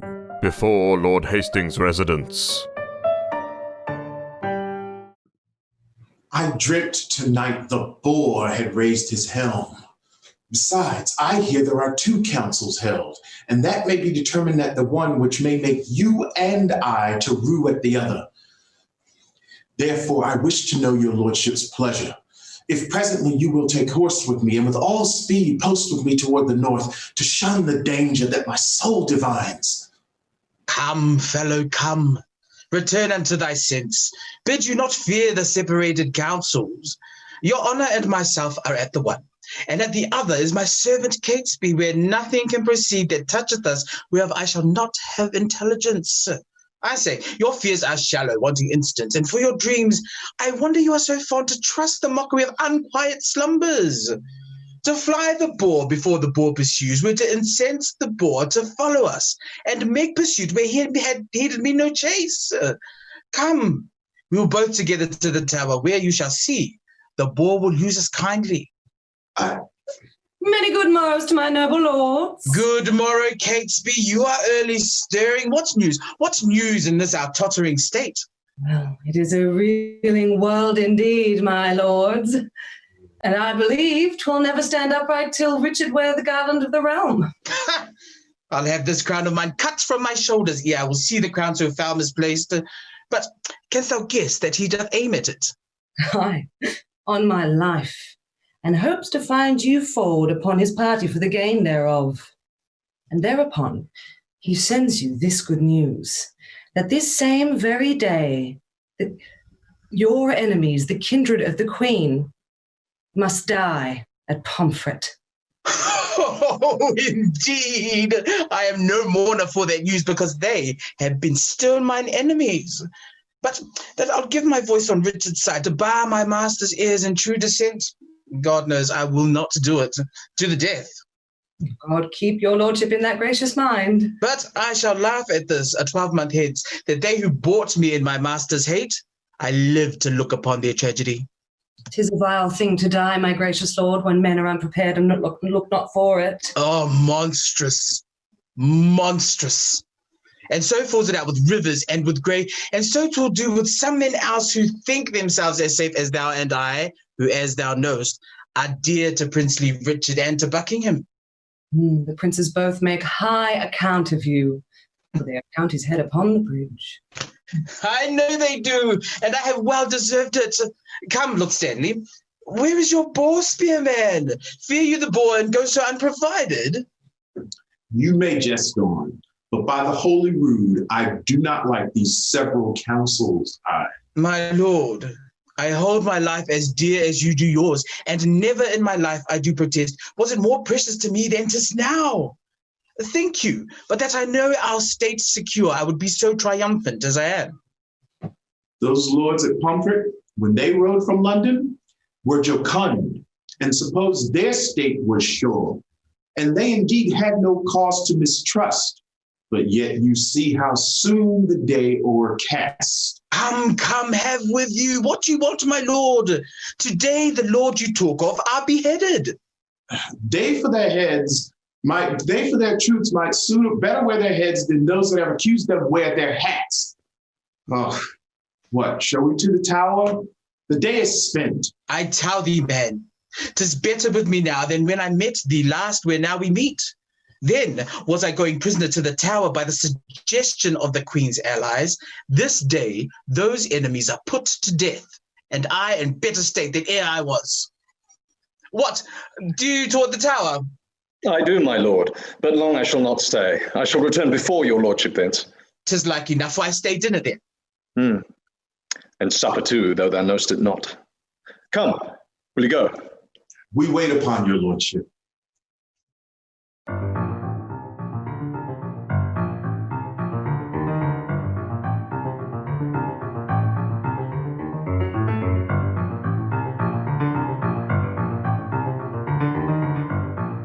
Act 3, Scene 3, Pomfret Castle. Come, bring forth the prisoners. Sir Richard Ratcliffe, let me tell thee this. Today shalt thou behold a subject die for truth, for duty, and for loyalty. God keep the prince from all the pack of you. And not you are of damned bloodsuckers. You live that shall cry woe for this after. Dispatch, the limit of your lives is out. Oh, Pomfret, Pomfret. Oh, thou bloody prison, fatal and ominous to noble peers. Within the guilty closure of thy walls, Richard II here was hacked to death. And for more slander to thy dismal seat, we give thee up our guiltless blood to drink. Now Margaret's curse has fallen upon our heads. Then cursed she Hastings. Then cursed she Buckingham. Then cursed she Richard. Oh, remember God to hear her prayers for them as now for us. And for my sister and her princely sons. Be satisfied, dear God, with our true blood, which, as thou knowest, unjustly must be spilt. Make haste. The hour of your death is expiate. Come, Grey. Come, nephew. Let us now embrace and take our leave until we meet in heaven.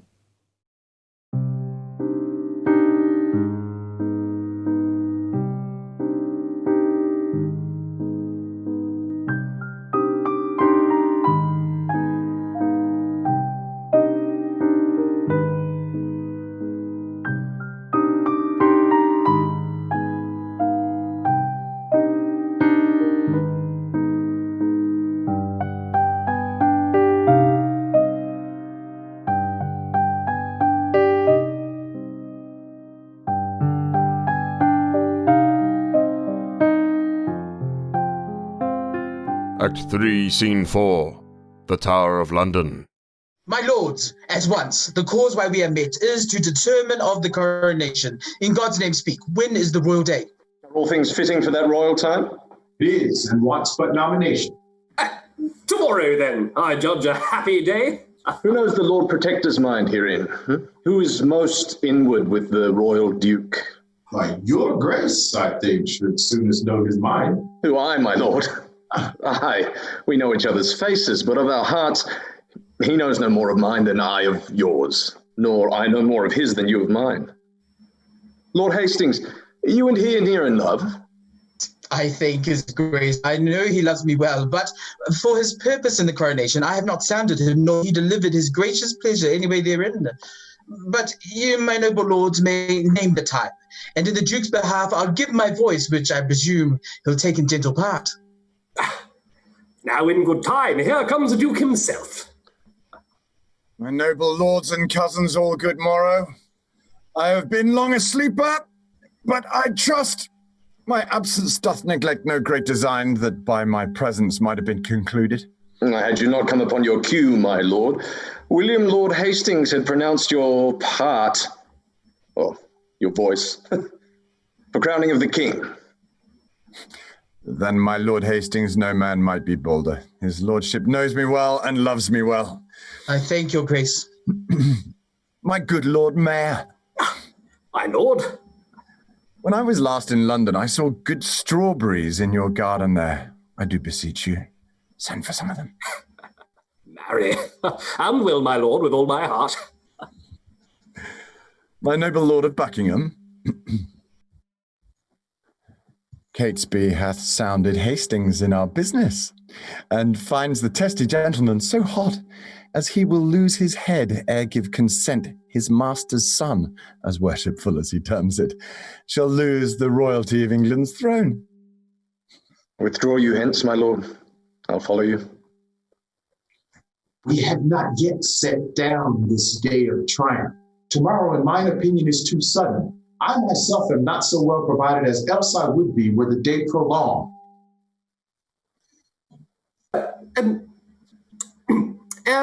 Where is my Lord Protector? Send for these strawberries. His grace looks cheerfully and smooth today. There's some conceit or other likes him well when he doth bid good morrow with such a spirit. I think there's never a man in Christendom that can less hide his love or hate than he, for by his face straight, you know his heart. What of his heart perceive you in his face by any likelihood he showed today? Marry, that with no man here he is offended. For were he had shown it's in his looks. I pray God he be not, I say.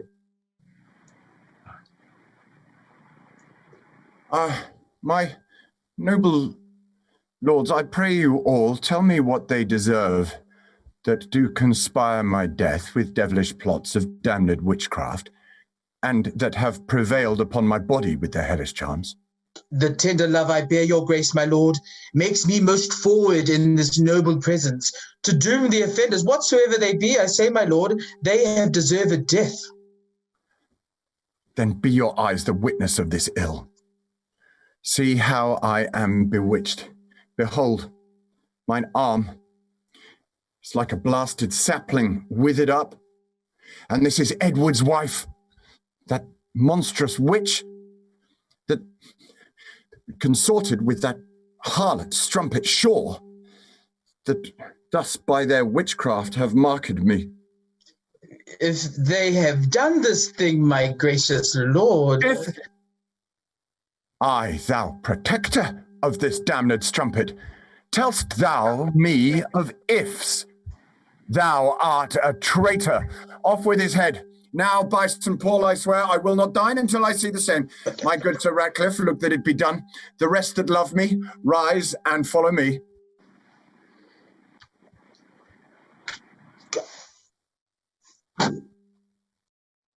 Whoa. Whoa, for England. Not a whit for me. For I too fond might have prevented this. Stanley did dream the boar did raise his hound, but I disdained it and did scorn to fly. 3 times today my footcloth horse did stumble and startled where he looked upon the tower as loath to bear me to the slaughterhouse. Oh, Margaret. Oh, Margaret. Now thy heavy curse is lighted on poor Hastings' wretched head. Dispatch, my lord, the Duke will be at dinner. Make a short shrift. He longs to see your head. Oh, bloody Richard, miserable England. I prophesy the fearfulest time to thee that ever wretched age hath looked upon. Come, lead me to the block. Bear him my head. They smile at me that shortly shall be dead.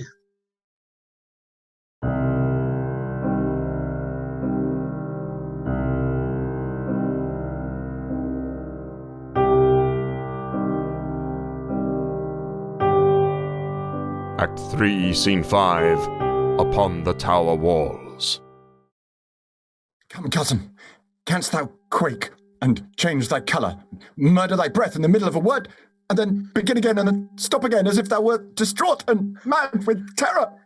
That I can counterfeit the deep tragedian, speak and look back and pry on every side, tremble and start, wagging of a straw. Ghastly looks are at my service, like enforced smiles, and both are ready in their offices at any time to grace my stratagems. Here comes the mayor. Should we entertain him? Lord Mayor! Look to the drawbridge there! Hark! A drum! Lord Mayor, the reason we have sent for thee... Click back, defend thee, here are enemies! God in our innocence, defend and guard us. Oh, be patient. Here are friends. Ratcliffe and CATESBY. Here is the head of the ignoble traitor, the dangerous and unsuspected Hastings. So dear, I love the man that I must weep. Oh, I took him for the harmless, most plain creature that breathed upon the earth, a Christian. Made him the book in which my soul recorded the history of all her secret thoughts. So smooth he daubed his vice with a show of virtue, that his all apparent open guilt omitted, I mean, his conversations with Shaw's wife, he stood from all attainder of suspect.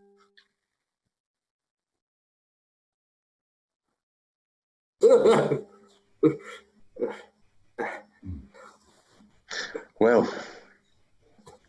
he was the covertest sheltered traitor that ever lived. Would you imagine, or almost believe, were it not by great preservation we live to tell it you, the subtle traitor this day had plotted in the council house to murder me and my good Lord of Gloucester. What? Had he so? What? Think ye we are Turks or infidels, or that we would against the form of law proceed thus rashly in the villain's death, but that the extreme peril of the case, the peace of England, and our person's safety enforced us to this execution. Now, there before you. He deserved his death, and you, my noble lords, have both well proceeded to warn false traitors from the like attempts. I never looked for better at his hands, since at once he fell in with Mistress Shaw. Yet, had not we determined he should die until your lordship came to see his death, which now our loving friends, having somewhat prevented by their haste, because, my lord, you see, we would have heard, had you heard the traitor speak and timorously confess the manner and the purpose of his treason, which haply, you may signify the same unto the citizens, who may misconstrue us in him and wail the villain's death. But, my good lord, your grace's word shall serve as well as I had seen and heard him speak. And doubt you not, right noble princes both, but I'll acquaint our duteous citizens with all of your just proceedings in this cause. And to that end, we wished your lordship here to avoid the carping censures of the world. But since you come too late of our intents, yet witness what you hear we did intend. And so, good my Lord Mayor, we bid you farewell. Go after Buckingham. The mayor toward Guildhall hies him in all post. There, at your meetest vantage of the time, infer the bastardy of Edward's children. Moreover, urge his hateful luxury and bestial appetite in change of lust, which stretched unto his servants' daughters, wives, and in where his lustful eye or savage heart without control listed to make his prey. Oh, tell them, when that my mother went with child of that unsatiate Edward, noble York, my princely father, then had wars in France, and by just computation of the time found that the issue was not his begot, which well appeared in his lineaments, being nothing like the Duke my father, but touch this sparingly, as 'twere far off, because, my lord, my mother lives. Fear not, my lord, I'll play the orator as if the golden fee for which I plead were for myself. And so, my lords, adieu. I'll in to take some privy order to draw the brats of Clarence out of sight, and then to give notice that no manner of person have at any time recourse unto the princes.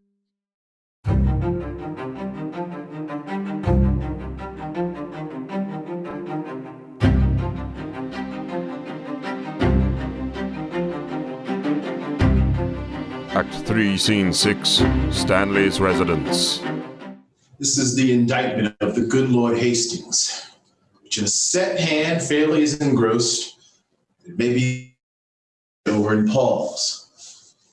And mark how well the sequel hangs together. 11 hours I spent to write it over, for yesternight by CATESBY was it brought me. The precedent was full as long the doing. And yet, within these 5 hours lived Lord Hastings, untainted, unexamined, at liberty, free! Oh, here's a good world the while! Who's so gross that seeth not this palpable device? And who's so blind that says he sees it not? Bad is the world, and all will come to naught, when such bad dealings must be seen in thought.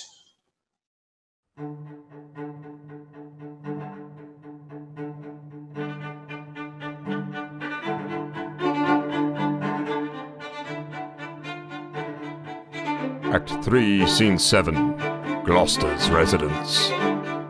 How now? What say the citizens? Now, by the Holy Mother of our Lord, the citizens are mum and speak not a word. Touched you the bastardy of Edward's children? I did. With his contract with Lady Lucy, and his contract by deputy in France, the insatiate greediness of his desires, and his enforcement of the city wives, his tyranny for trifles, his own bastardy, as being got your father then in France, his resemblance being not like the Duke. Withal, did I infer your lineaments being the right idea of your father, both in your form and your nobleness of mind, laid open all your victories in Scotland, your discipline in war, your wisdom in peace, your bounty, virtue, fair humility, indeed left nothing fitting for the purpose untouched or slightly handled in discourse. And when mine oratory grew to an end, I bid those that did love their country's good cry, God save Richard, England's royal king. Ah! And? Did they so? No. So help me. They spake not a word, but like dumb statues or breathing stones, turned and gazed on each other and looked deathly pale. Which, when I saw, I reprehended them and asked the mayor what meant this wilful silence. His answer was, the people do not want to be spoke to, but by the recorder. Then he was urged to tell my tale again. Thus hath the Duke inferred, but nothing spake in warrant from himself. When he had done, some followers of mine own at the lower end of the hall hurled up their caps, and some 10 voices cried out, God save King Richard! And thus I took advantage of those few. Thanks, gentle citizens and friends, quoth I. This general applause and loving shout argues your wisdoms and your love to Richard. And even here brake off and came away. Tongueless blocks were they? Would they not speak? No, by my troth, my lord. Will not the mayor then and his brethren come? Well, the mayor is here at hand. Intensum fear. Be not you spoke to, but by mighty suit. And look you, get a prayer book in your hand, for on that ground I'll build a holy descant. And be not easily won to our request. Play the maid's part. Still answer nay, and take it. I go. And if you plead as well for them as I can say nay to thee for myself, no doubt we'll bring it to a happy issue. Go, up to the leads, the Lord Mayor comes. Welcome, my lord. I dance attendance here. I fear the Duke will not be spoke withal. Here comes his servant. How now, Catesby? What says he?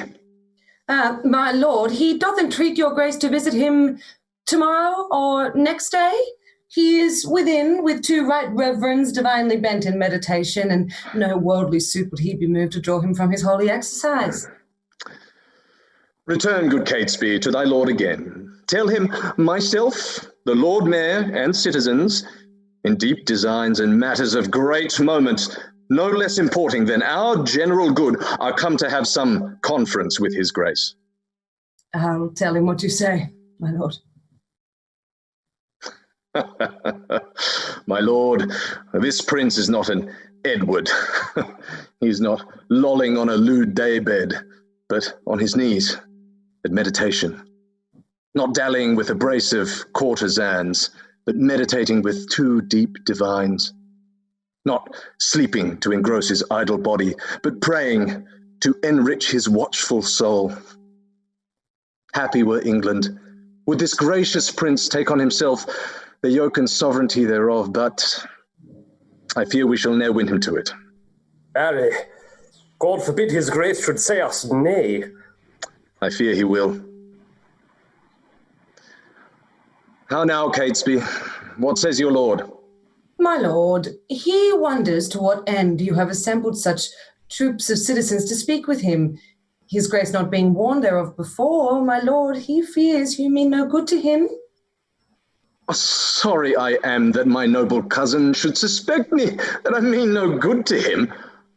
By heaven, I come in perfect love to him, and so once more return and tell his grace. When holy and devout religious men are at their beads, 'tis hard to draw them thence, so sweet is zealous contemplation.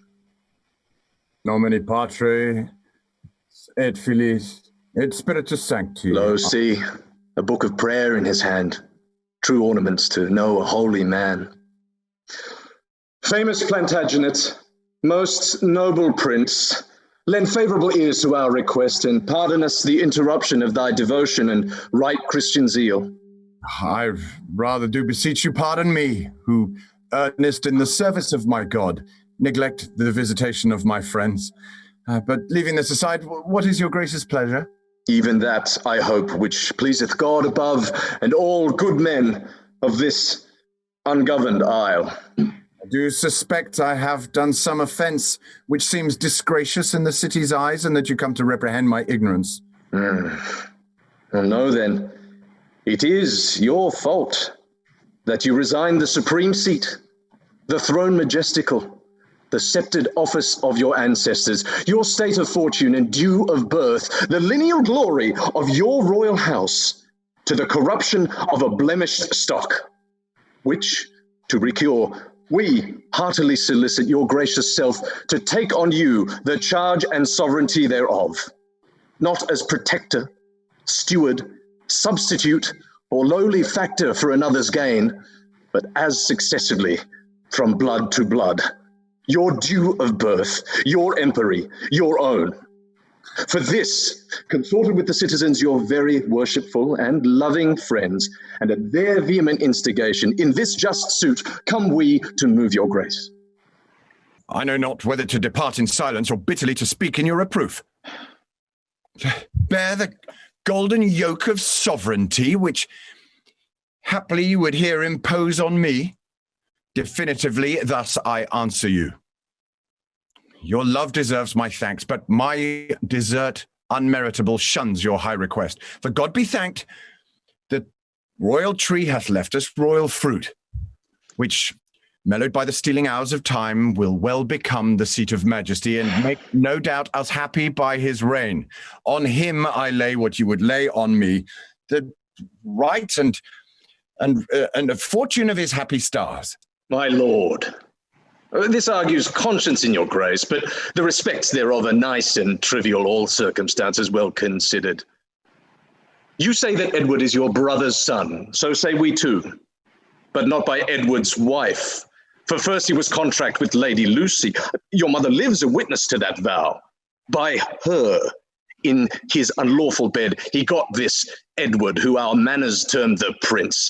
More bitterly could I expostulate, save that for reverence to some alive I give a sparing limit to my tongue. For this, take unto your royal self, if not to bless us and the land withal, yet to draw forth your noble ancestry from the corruption of abusing times. Do, good my lord, your citizens entreat you. Refuse not, my lord, this proffered love. Oh, make them joyful accept their lawful suit. Why would you heap these cares on me? I'm not fit for state and majesty. I do beseech you, take it not amiss. I cannot, nor I will not yield to you. If you refuse it, as in love and zeal loath to depose the child, your brother's son, as well we know your tenderness of heart, know whether you refuse our suit or no. Your brother's son shall never reign our king, but we shall plant some other on the throne to the disgrace and downfall of your house. And in this resolution, here we leave you. Come, citizens. Zoons, I'll entreat no more. Do not swear, my lord of Buckingham. Call them again, my lord, and accept their suit. Do, good my lord, lest all the land do rue it. Alas, why would you force this world of cares on me? Well, call them again. I'm not made of stone, but penetrable to your kind entreats, albeit against my conscience and my soul.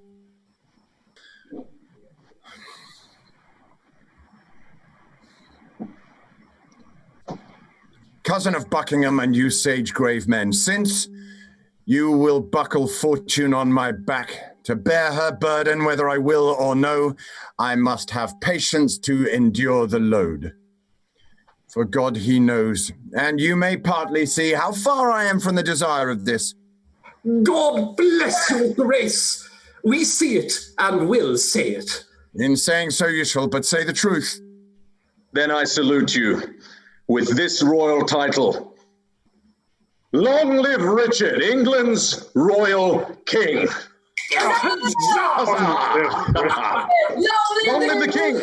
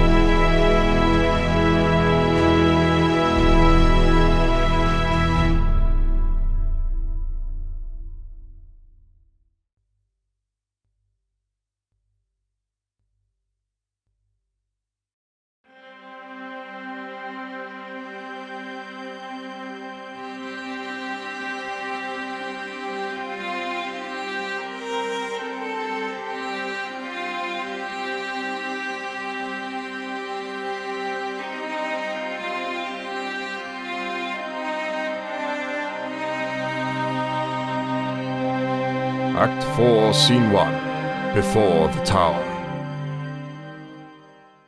Who meets us here? Lady Gloucester, is it?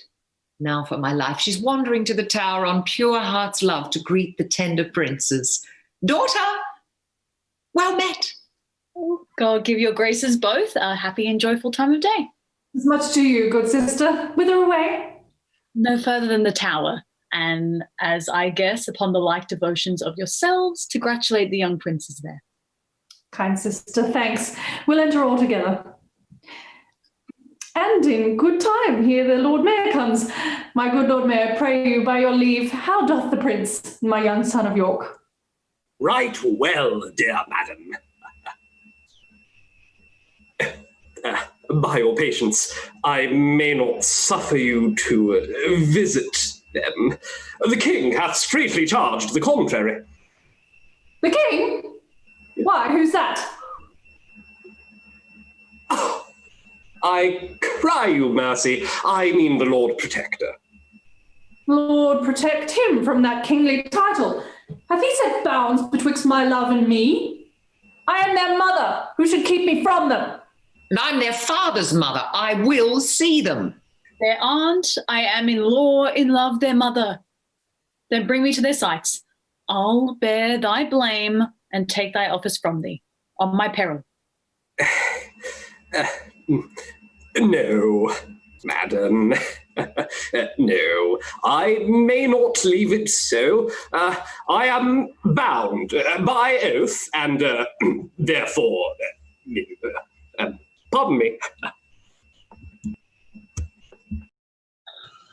If I but meet you ladies 1 hour hence, I'll salute your Grace of York as mother and reverend looker-on of 2 fair queens. Lady Anne, you must straight to Westminster, there to be crowned Richard's royal queen. Oh, cut my legs in sunder, that my pent heart may have some scope to beat, or else I swoon with this dead-killing news. Oh, despiteful tidings. Oh, unpleasing news. Give good cheer. Mother, how fares your grace? Dorset, speak not to me, get thee hence. Death and destruction dog thee at the heels. Thy mother's name is ominous to children. If thou wilt outstrip death, go across the seas and live with Richmond. From the reach of hell, go! Hide thee from this slaughterhouse! Full of wise care is this thy counsel, madam. Take all swift advantage of the hours. You shall have letters from me to my son Richmond on your behalf to welcome you. Oh, ill-dispersing wind of misery. Come, poor Anne, come. I in all haste will send. And I in all unwillingness will go.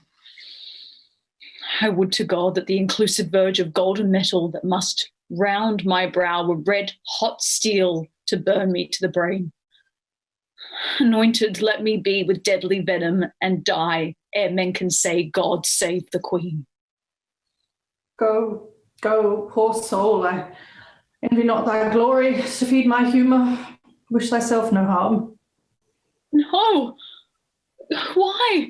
When he that is my husband now came to me as I followed Henry's corpse, when scarce the blood was washed from his hands that issued from my other angel husband, and that dead saint which then I weeping followed. When I say I looked on Richard's face, this was my wish. Be thou, quoth I, accursed for making me so young, so old a widow. And when thou weddest, let sorrow haunt thy bed and be thy wife, if any be so mad, as miserable by the death of thee as thou hast made me by the death of my lord. No. Ere I can repeat this curse again, even in so short a space, my woman's heart grew captive to his honey words and proved the subject of my own soul's curse, which ever since have kept my eyes from rest. For never 1 hour in his bed have I enjoyed the golden dew of sleep. Besides, he hates me for my father Warwick, and will, no doubt, shortly be rid of me.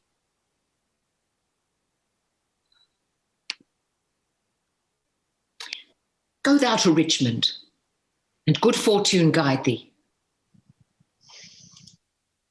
Go thou to sanctuary, and goodness possess thee. I to my grave, where peace and rest lie with me.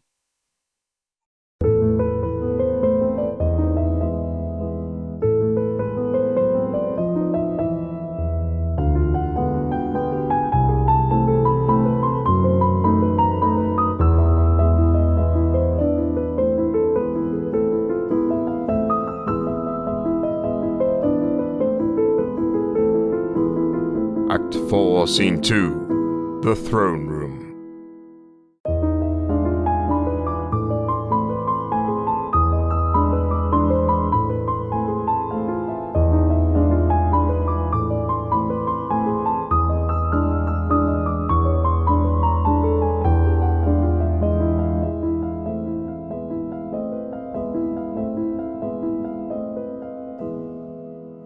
Cousin of Buckingham, thus high by thy advice and thy assistance is King Richard seated. But shall we wear these honours for a day, or shall they last and we rejoice in them? Still live they, and forever may they last. Oh, Buckingham, now do I play the touch to try if thou be current gold indeed. Young Edward lives. Think now what I would speak. Say on, my loving lord. I say I would be king. Why, so thou art, my thrice renowned liege. Am I king? 'Tis so, but Edward lives. True, noble prince. Bitter consequence that thou wert not wont to be so dull. Shall I be plain? I wish the bastard's dead. What sayst thou? Speak suddenly, be brief. Your grace may do your pleasure. Thou art all ice. Thy kindness freezeth. Say, have I thy consent that they shall die? Give me some breath, some little pause, my lord, before I positively herein. I will resolve your grace immediately. See, he bites the lip. High-reaching Buckingham grows circumspect. Ratcliffe! Lord. Knowst thou not any whom corrupting gold might tempt unto a close exploit of death? My lord, I know a discontented gentleman whose humble means match not his haughty mind. Gold would be as good as 20 orators, and would, no doubt, tempt him to anything. What is his name? His name, my lord, is Tyrrell. I partly know the man. Go call him hither. The deep revolving witty Buckingham no more shall be the neighbour to my counsels. Hath he held out so long with me, untired, and stops he now for breath? Stanley, what news with you? My lord, I hear the Marquis Dorset's fled to Richmond, in those parts beyond the sea where he abides. Yep. Catesby. My lord. Rumour it abroad that Anne, my wife, is sick and like to die. I'll take order for her keeping close. Look how thou dreamst. I say again, give out that Anne, my wife, is sick and like to die. About it. For it stands me much upon to stop all hopes whose growth may damage me.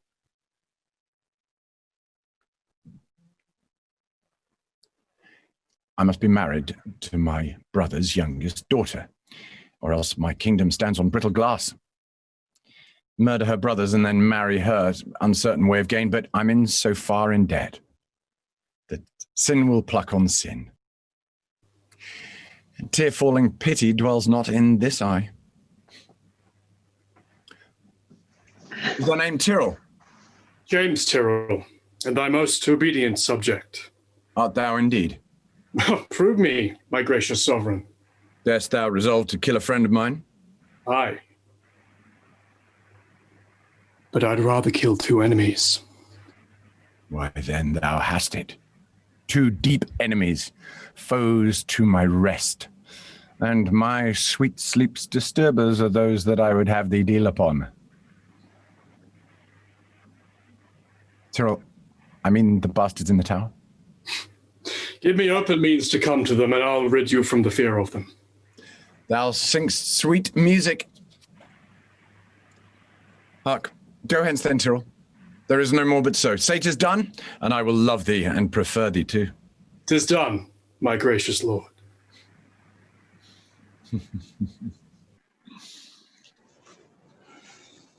My lord, I have considered in my mind the late demand that you did sound me in.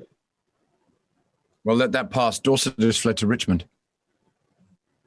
I hear that news, my lord. I do remember me. Henry VI did prophesy that Richmond would be king when Richmond was a little peevish boy. A king, perhaps. Perhaps. My lord, I claim your gift, my due by promise, for which your honour and your faith is pawned. How come the earldom of Hereford and the movables whereof you promised I should stand possessed? How come he could not at that time have told me, I being by, that I should kill him? Richmond. My lord, your promise for the earldom? But what's o'clock? I am thus bold to put your grace in mind of what you promised me. Well, but what's o'clock? Upon the stroke of 10. Then let it strike. Why let it strike? Because that, like a jack, thou keepst the stroke betwixt my begging and meditation. I'm not in the giving vein today. Why then, resolve me whether you will or no. Thou troublest me. I am not in the vein.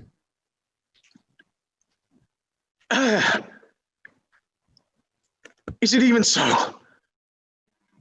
Rewards he my true service with such deep contempt? Made I him king for this? Oh, let me think on Hastings and be gone to Richmond while my fearful head is on.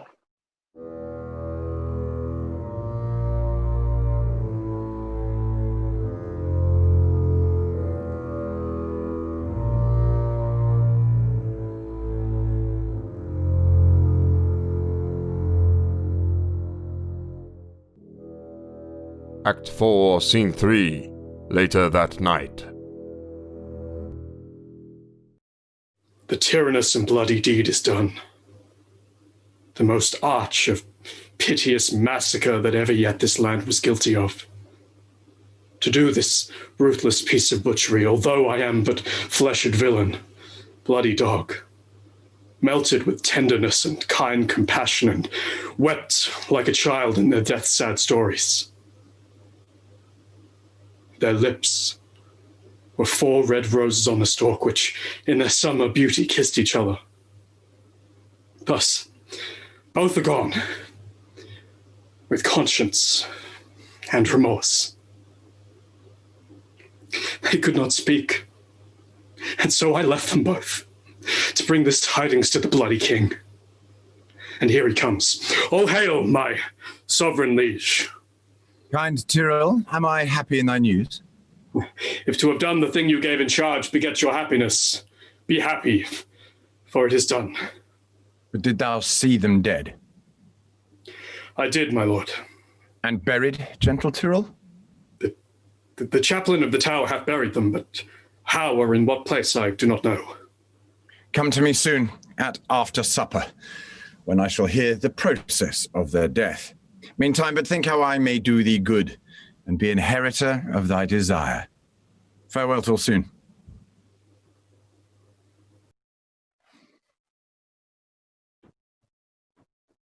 The sons of Edward sleep in Abraham's bosom, and Anne, my wife, hath bid this world good night. Now, for I know the rebel Richmond looks at young Elizabeth, my brother's daughter, and by that not looks proudly on the crown. To her I go, a jolly, thriving wooer. My lord. It be good news or bad that thou comest in so bluntly? Bad news, my lord. More lords have fled to Richmond, and Buckingham, backed with the hardy Welshmen, is in the field, and still his power increaseth. Those that fly to Richmond trouble me more near than Buckingham and his rash levied army. Come, muster men. My counsel is my shield. We must be brief when traitors brave the field. Then fiery expedition be my wing, Jove's Mercury, and herald for a king.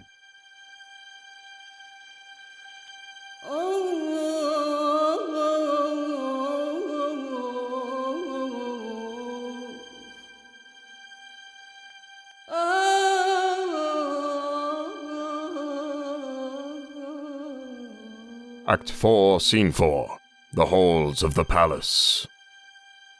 So, now prosperity begins to mellow and drop into the rotten mouth of death. Here in these confines slyly have I lurked to watch the waning of mine adversaries. Withdraw thee, wretched Margaret. What's here? Oh, my poor princes. Oh, my tender babes. Yet your gentle souls fly in the air, hover about me with their airy wings, and hear your mother's lamentation.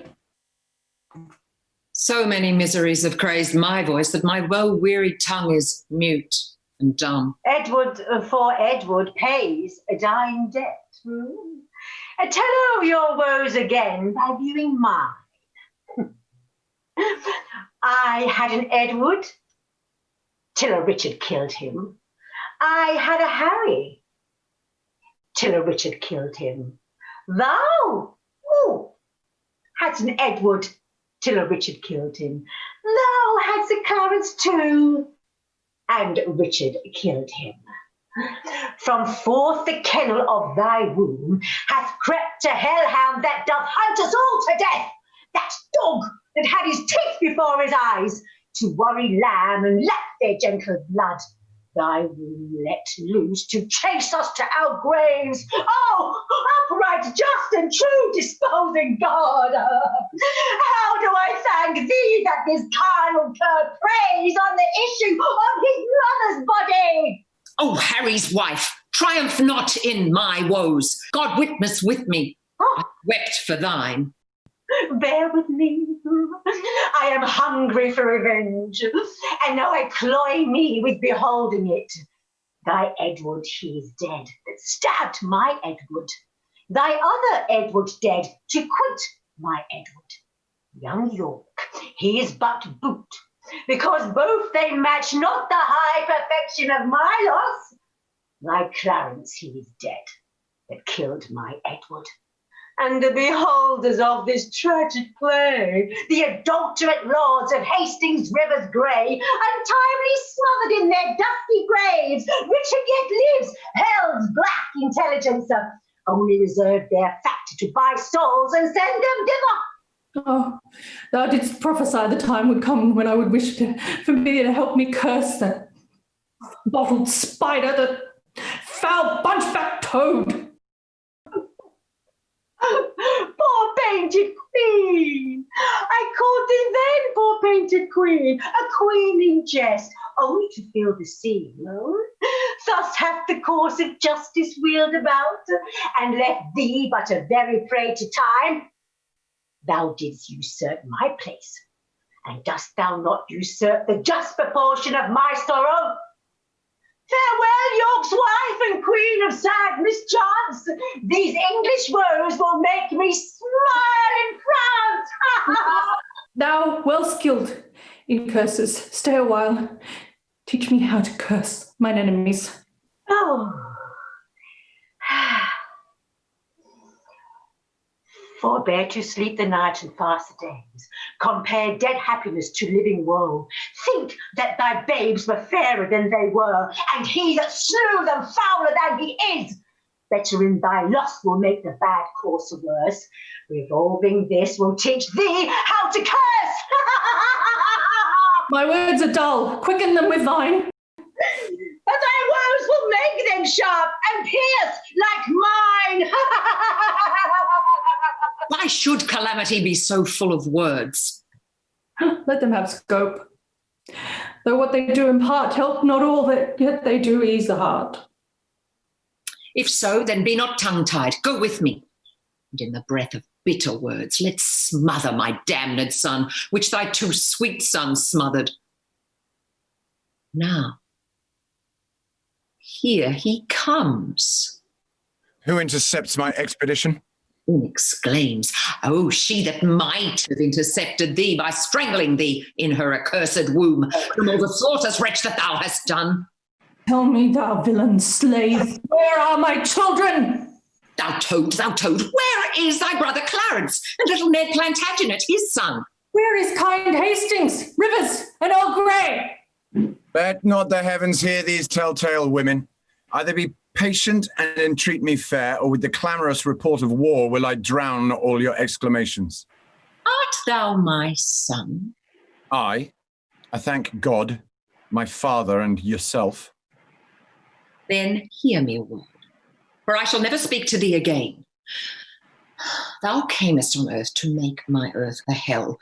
A grievous burden was thy birth to me. Tetchy and wayward was thy infancy. Thy school days frightful, desperate, and wayward. Thy prime of manhood, daring, bold, and treacherous. Thy age confirmed, proud, treacherous, and bloody. If I be so disgracious in your sight, let me march on and not offend your grace. I prithee, hear me speak. You speak too bitterly. Either thou wilt die by God's just ordinance, or I with grief and extreme age shall perish and never look upon thy face again. Therefore take with thee my most heavy curse, which in the day of battle tire thee more than all the complete armour that thou wearest.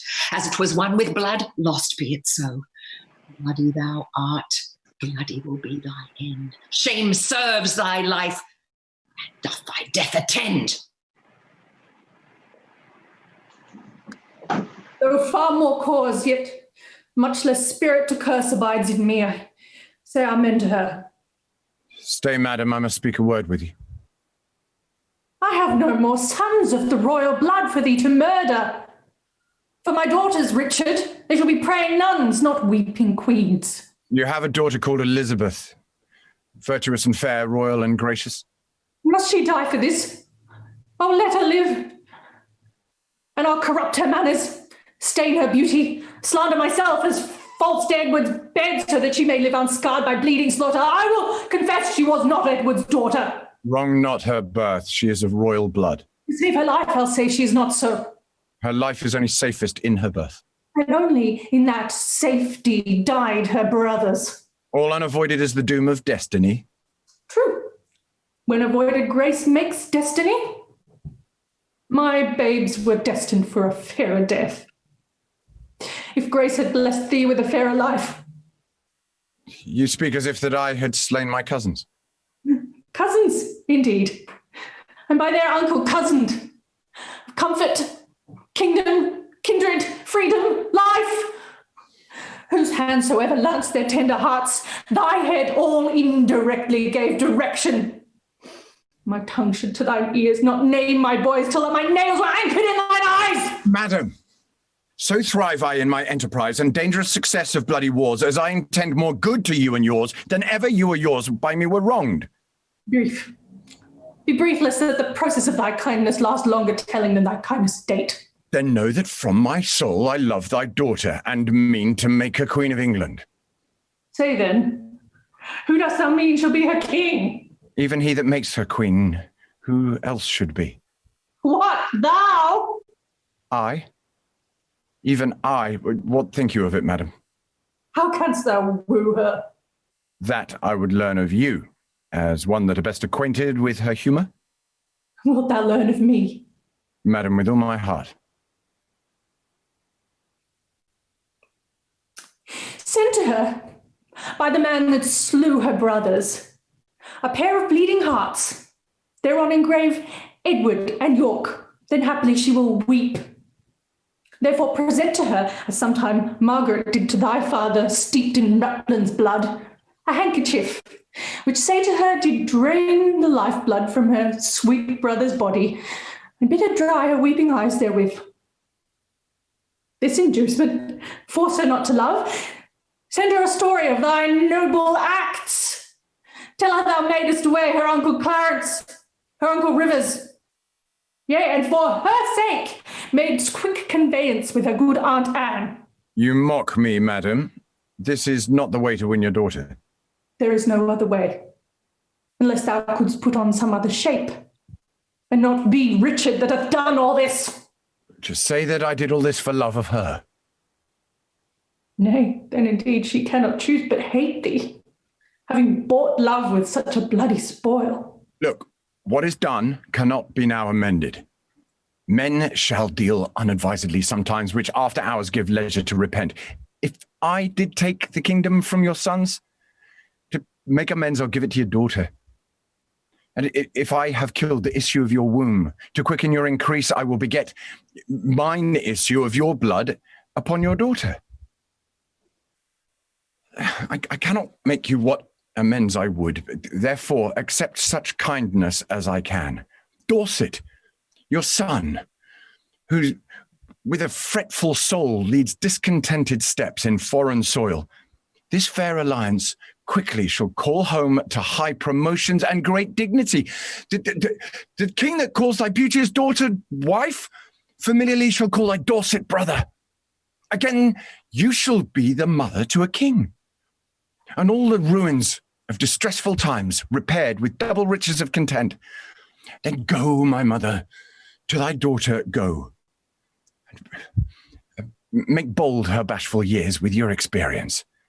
Prepare her ears to hear a wooer's tale. Put in her tender heart the aspiring flame of golden sovereignty. Acquire the princess with the sweet silent hours of marriage joys. And when this arm of mine hath chastised the dull-brained petty rebel Buckingham, bound in triumphant garlands will I come and lead thy daughter to a conqueror's bed. What were I best to say? Her father's brother would be her lord? Or shall I say her uncle? Or he that slew her brothers and her uncles? Say that what title shall I woo for thee, that God, the law, my honour, and her love can make same pleasing to her tender years? Say I will love her everlastingly. But how long shall that title ever last? Sweetly enforced until her fair life's end. How long fairly shall her sweet life last? As long as heaven and nature lengthens it. As long as hell and Richard likes of it. Be eloquent in my behalf to her. An honest tale speeds best by being plainly told. Then in plain terms tell her my loving tale. Plain and not honest is too harsh a style. Well, your reasons are too shallow and too quick. Oh, no. My reasons are too deep and too dead.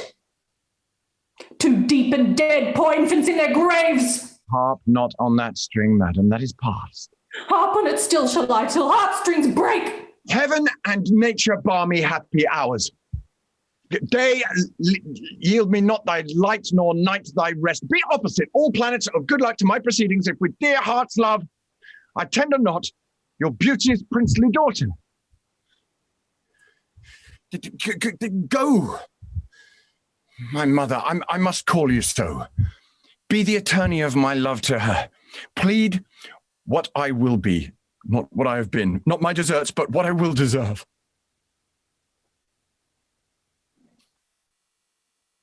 Shall I be tempted of the devil thus? Aye, if the devil tempt thee to do good.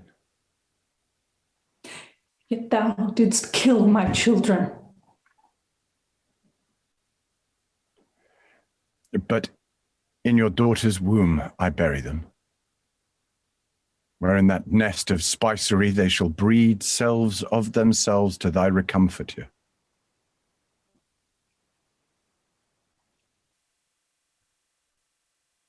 Shall I go win my daughter to thy will? And be a happy mother by the deed.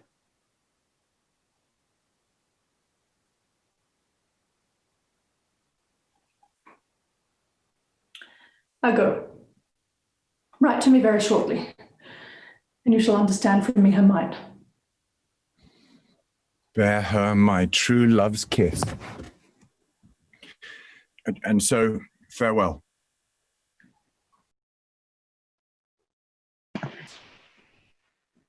Relenting fool, shallow changing woman. Now, what news? Most mighty sovereign, on the western coast rideth a puissant navy. To the shore throng many doubtful, hollow-hearted friends, unarmed and unresolved to beat them back. 'Tis thought, my liege, that Richmond is their admiral. And there they hull, expecting but the aid of Buckingham to welcome them ashore. Some fly-foot fellow fly to the Duke of Norfolk. Ratcliffe, yourself. Or Catesby, where is she? My lord? Catesby, fly to the Duke. Ratcliffe, go hence to Salisbury. When thou comest hither, dull, unmindful Catesby, why standst thou still and fliest not to the Duke?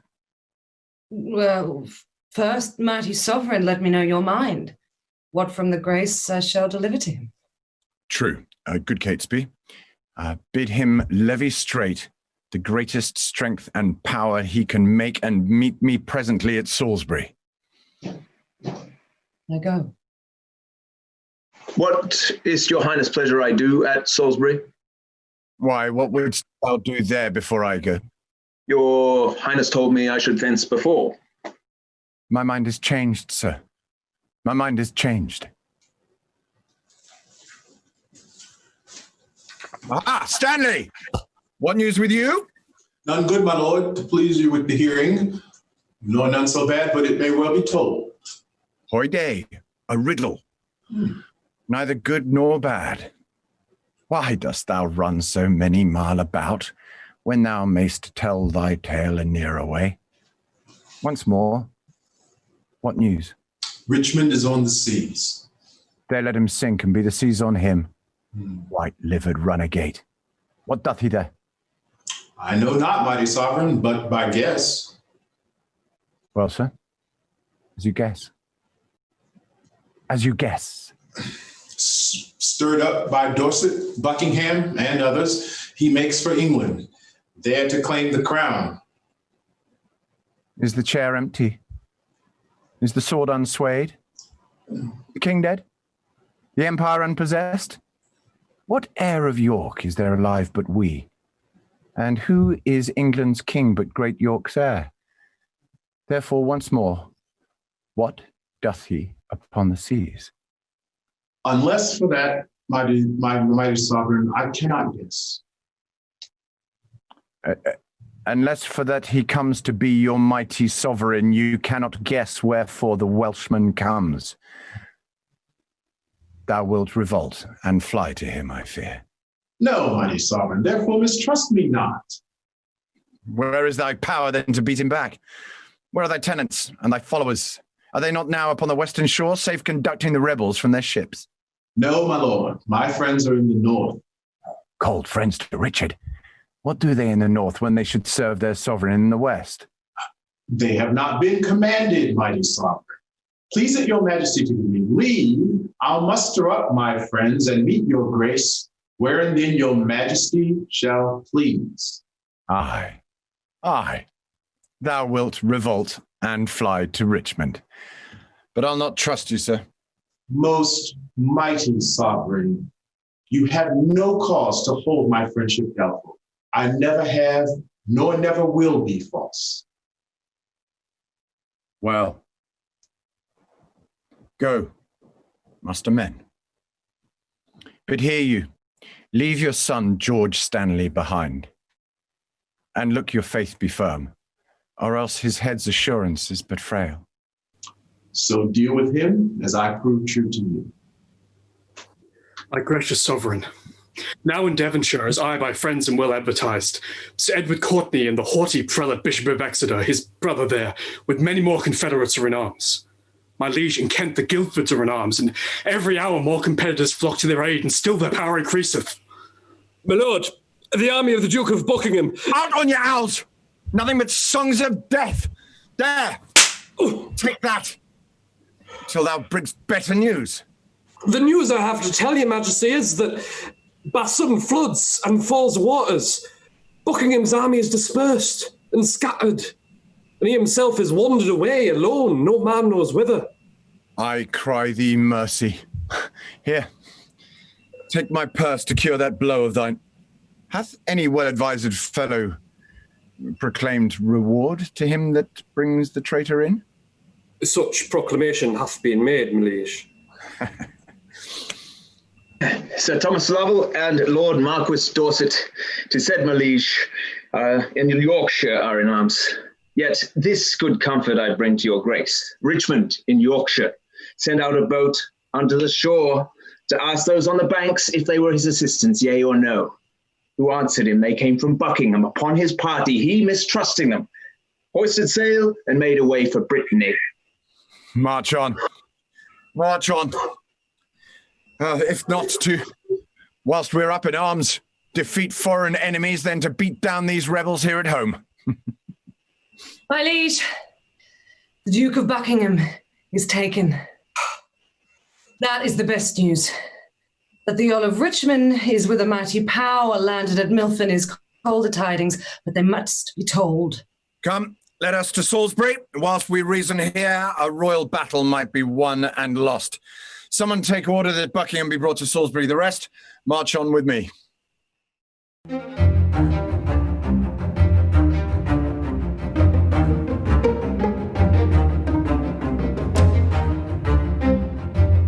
Act 4, Scene 5. Lord Stanley's residence. Thus, in the sty of this most bloody boar, my son, George Stanley, is franked up in hold. The fear of that withholds my present aid. If I revolt, off goes young George's head. Yet will I hie to Richmond, resolve him of my mind herein, withal to tell him the Queen doth heartily consider he shall espouse Elizabeth, her daughter.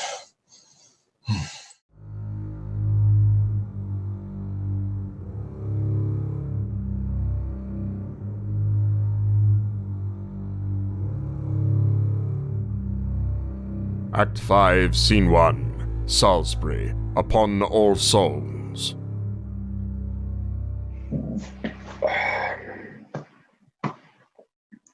Will not King Richard let me speak with him? No, my good lord, therefore be patient. Hastings and Edward's children, Rivers, Grey, holy King Henry and his fair son Edward, all of thee that have miscarried by underhanded, corrupted, foul injustice. If that your moody, discontented souls do through the clouds behold this present hour, even for revenge, mock my destruction. This is All Souls' Day, fellow, is it not? It is, my lord. Then All Souls' Day is my body's doomsday. Thus is Margaret's curse fallen upon my head. When I should split my heart with sorrow, remember, Margaret was a prophetess. As it was won with blood, lost be it so. Come, sir, convey me to the block of shame. Wrong hath but wrong, and blame the due of blame.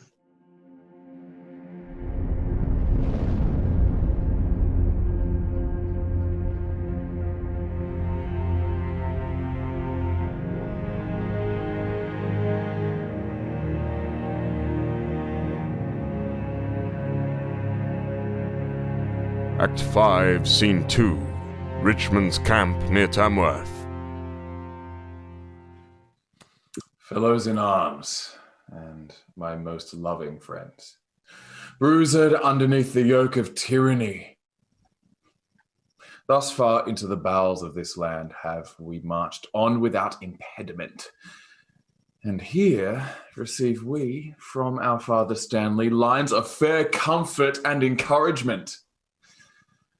The wretched bloody and usurping boar that spoiled the summer fields and fruitful vines, swills your warm blood like wash, and makes his trough in your emboweled bosoms. This foul swine lies now even in the center of this isle. In God's name, truly on, courageous friends, to reap the harvest of perpetual peace by this one last trial of sharp war. Every man's conscience is 1,000 swords to fight against this bloody homicide. I doubt not, but his friends will fly to us. Indeed, he hath no friends save of friends for fear, which in his greatest need will shrink from him. All for our vantage. And in God's name, march. True hope is swift and flies on swallows' wings. Kings it makes gods, and meaner creatures kings.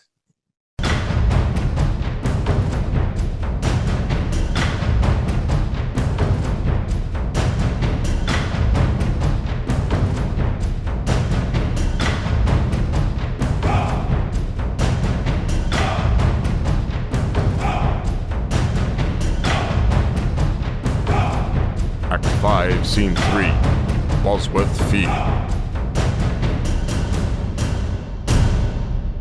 Here pitch our tents. In here in Bosworth Field. Catesby, my good friend, why look you so sad? My heart is 10 times lighter than my looks. Up with my tent there. Here will I lie tonight, but where tomorrow? Well, all's one for that. Who hath described the number of the foe? 6,000 or 7,000 is their utmost power. Why, our battalion trebles that amount. Besides, the king's name is a tower of strength, which they upon the adverse party want. Up with my tent there. Valiant gentlemen, let us survey the vantage of the field. Call for some men of sound direction. Let's want no discipline. Make no delay, for lords, tomorrow is a busy day. The weary sun hath made a golden set, and by the bright track of his fiery car gives signal of a goodly day tomorrow. My good Lord Oxford, you shall bear my standard. Yet one thing more, good Lord, before thou goest.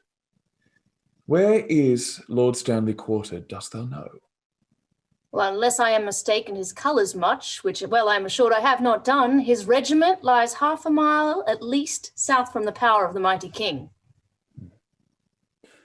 If without peril it be possible, good Captain Blunt, bear my good night to him, and give him from me this most needful scroll.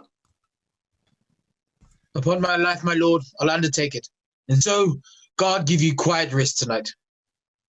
Good night, good Captain Blunt. Now come, Lord Dorset.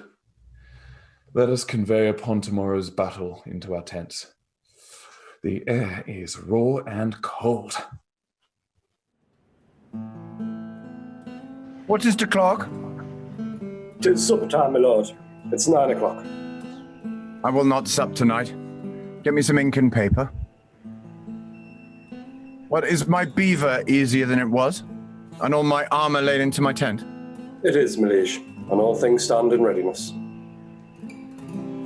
Good Tyrrell, hie thee to thy charge. Use careful sentinels. Choose trusty sentinels. I go, my lord. Stir with the lark tomorrow, gentle Tyrrell. I warrant you, my lord. Catesby, My lord. send out a pursuivant at arms to Stanley's regiment. Bid him bring his power before sunrising, lest his son George fall into the blind cave of eternal night. Ratcliffe, Lord. bid my guard watch. Leave me. Ratcliffe, about the mid of night, come to my tent and help to arm me. Leave me, I say.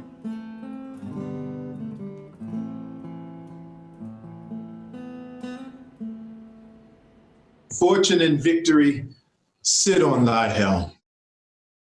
All comfort that the dark night can afford be to thy person, noble father-in-law. But tell me, how fares our loving mother? I by attorney bless thee from thy mother, who prays continually for Richmond's good. So much for that. The silent hours steal on, and flaky darkness breaks within the east. Prepare thy battle early in the morning, and put thy fortunes to the arbitration of bloody strokes and mortals staring war. I, as I may, will deceive the time and aid thee in this doubtful shock of arms. But on thy side I may not forward be, lest being seen thy brother, tender George, be executed in his father's sight. Farewell. The leisure and the fearful time cut short the ceremonious vows of love which such long sundered friends should dwell upon. But once more, adieu, be valiant, and speed well. Once more, good night, kind lords and gentlemen.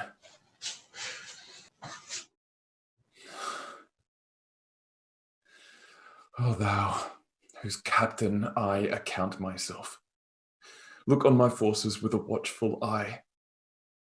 Put in their hands thy bruising irons of wrath, that they may crush down with a heavy fall the usurping helmets of our adversaries. Sleeping and waking, oh, defend me still.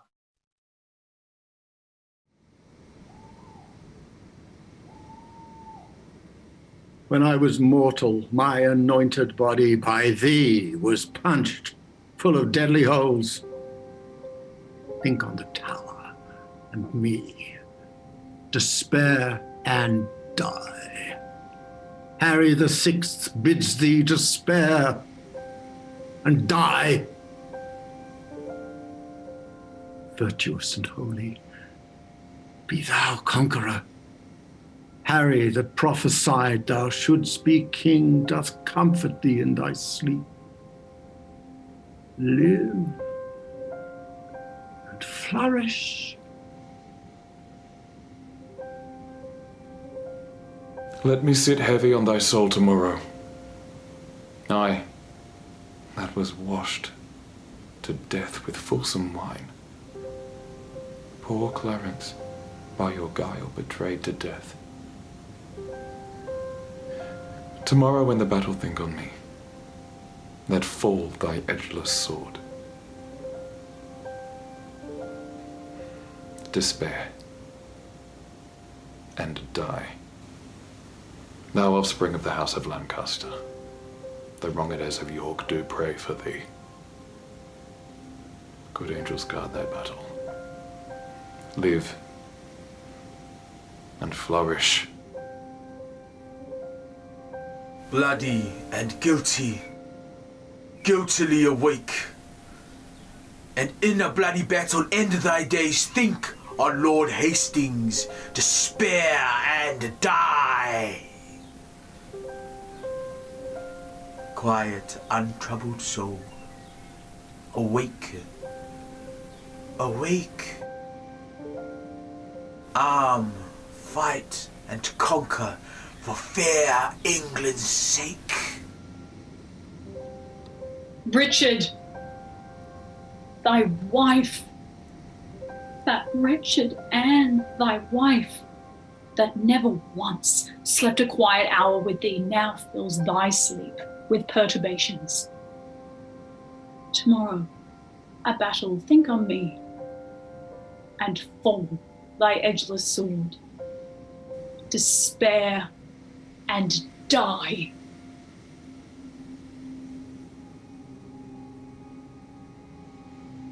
Thou quiet soul, sleep thou a quiet sleep.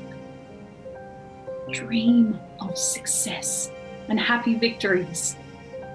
Thy adversary's wife doth pray for thee. The last was I that helped thee to the crown. The last was I that felt thy tyranny.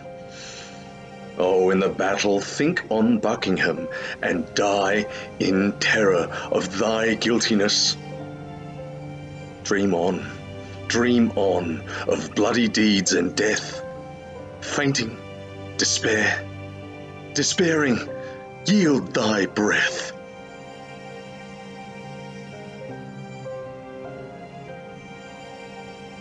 I died for hope ere I could give thee aid. But cheer thy heart, and be thou not dismayed. God and good angels fight on Richmond's side, and Richard falls in height of all his pride. Awake, and think, the wrongs in Richard's bosom will conquer him. Awake, and win the day. Give me another horse! Bind up my wounds! Have mercy, Yezo! Soft. I did but dream. Oh. I dreamt the souls of all that I had murdered came into my tent and vowed tomorrow's vengeance on the head of Richard. Coward conscience, how dost thou afflict me? The lights burn blue. It's now dead midnight. Cold, fearful drops stand on my trembling flesh. What do I fear? Myself? There's none else by. Richard loves Richard. That is, I am I. Is there a murderer here? No. Yes, I am. Then fly. What? From myself? Great reason why. Alack, I rather love myself. Wherefore?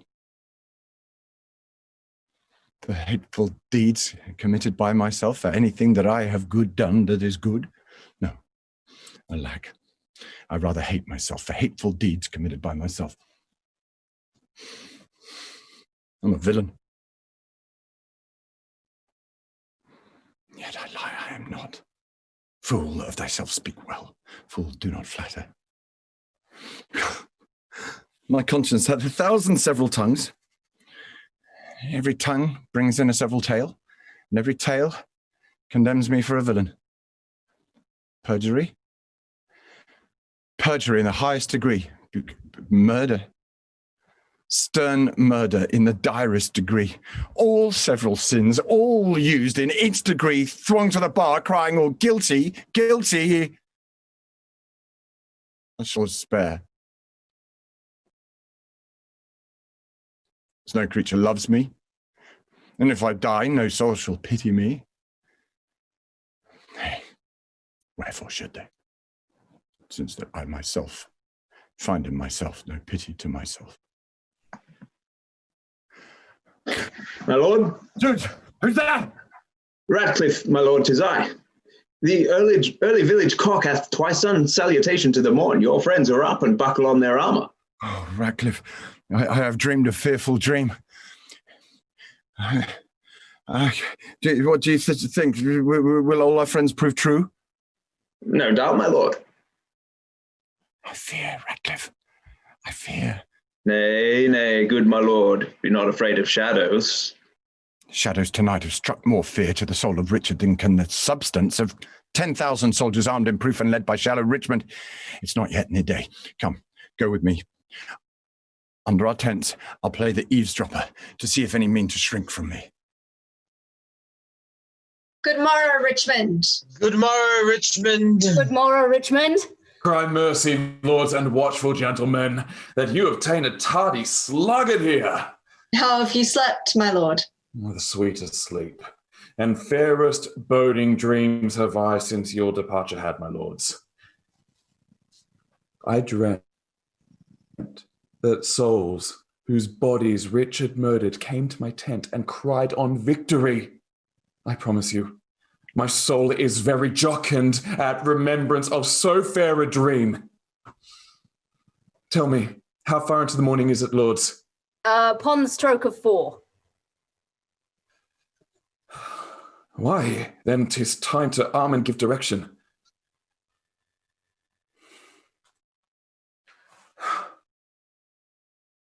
More than I have said, loving countrymen.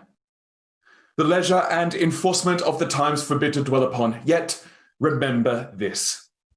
God and our good cause fight upon our side.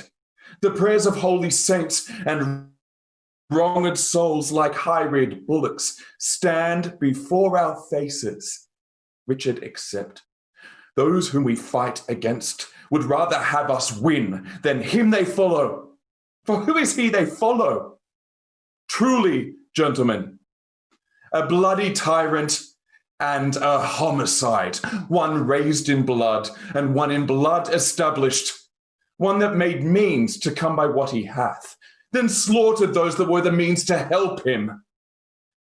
A base, foul stone, made precious by the foil of England's chair, where he is falsely set, one that hath ever been God's enemy. Then, if you fight against God's enemy, God will in justice ward you as his soldiers. If you do sweat to put a tyrant down, you sleep in peace, the tyrant being slain. If you do fight against our country's foes, your country's fat shall pay your pains the higher. If you do fight in safeguard of your wives will welcome home the conquerors. If you do free your children from the sword, your children's children quit it in your age. In the name of God and all these rights, advance your standards, draw your willing swords. For me, the ransom of my bold attempt shall be this cold corpse on the earth's cold face. But if I strive, the gain of my attempt, the least of you shall share his part thereof. Sound trumpets and drums boldly and cheerfully. God and St. George, Richmond and victory! What said Northumberland as touching Richmond? That he was never trained up in arms. He spoke the truth. And what said Surrey then? He smiled and said the better for our purpose. He was in the right, for so indeed it is.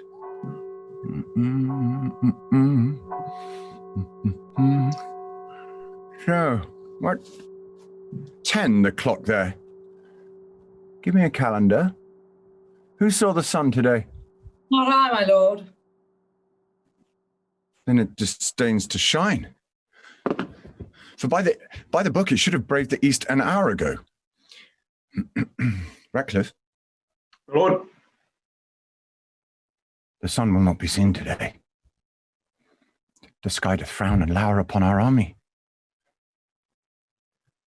Would these dewy tears were from the ground not shine today? Why, what is that to me? More than to Richmond, with the self same heaven that frowns on me, looks sadly upon him. Arm, my lord. The foe vaunts in the field. Bustle. Comparison, my horse. Call up Lord Stanley. Bid him bring his power. And I will lead forth my soldiers to the plain. Go, gentlemen. Every man charge. Let not our babbling dreams affright our souls.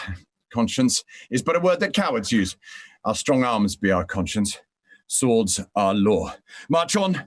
Join bravely. Let us to it pell-mell. If not to heaven, then hand in hand to hell.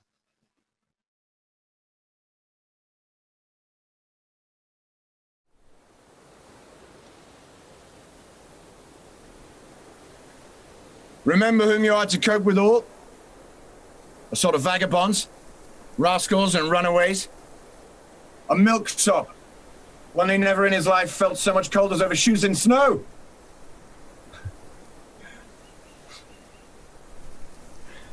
These famished beggars, weary of their lives, who but for this fond exploit, for want of means, poor rats had hanged themselves. If we be conquered, let men conquer us, and not these bastard Bretons, whom our fathers have in their own lands beaten, bobbed, and thumped.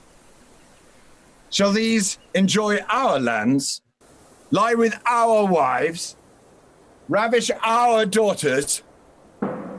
Hark, I hear their drum. Fight, gentlemen of England.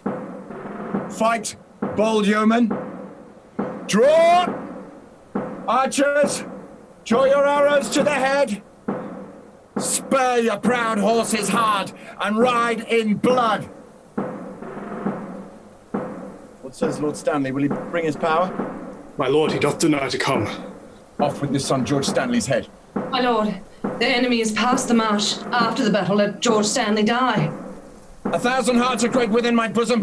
Advance our standards, set upon our foes. Our ancient word of courage, fair St. George, inspire us with the spleen of fiery dragons. Upon them, victory sits on our helms!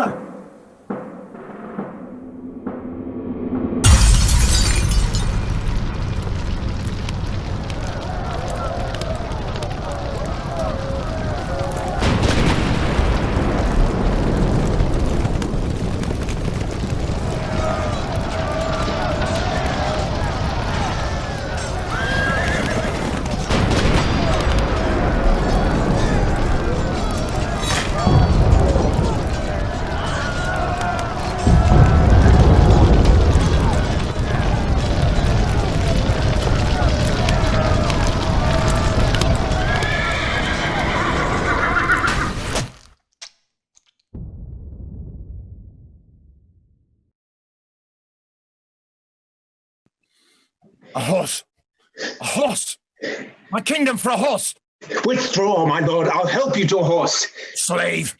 I've set my life upon a cast, and I will stand the hazard of the die. I think there be 6 Richmonds in the field. 5 have I slain today instead of him. A horse! A horse! My kingdom for a horse!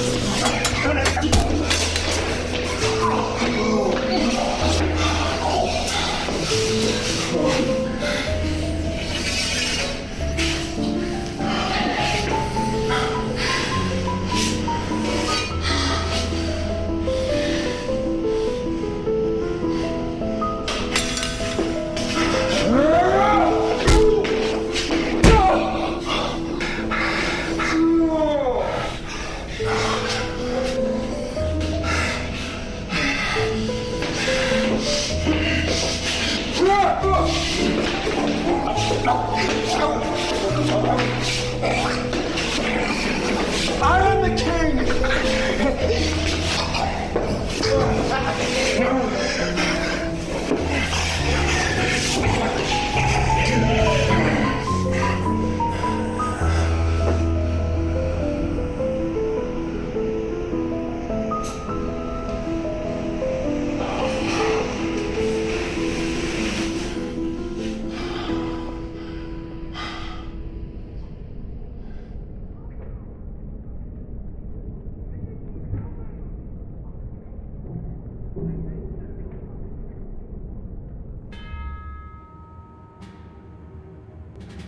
Act 5, Scene 4.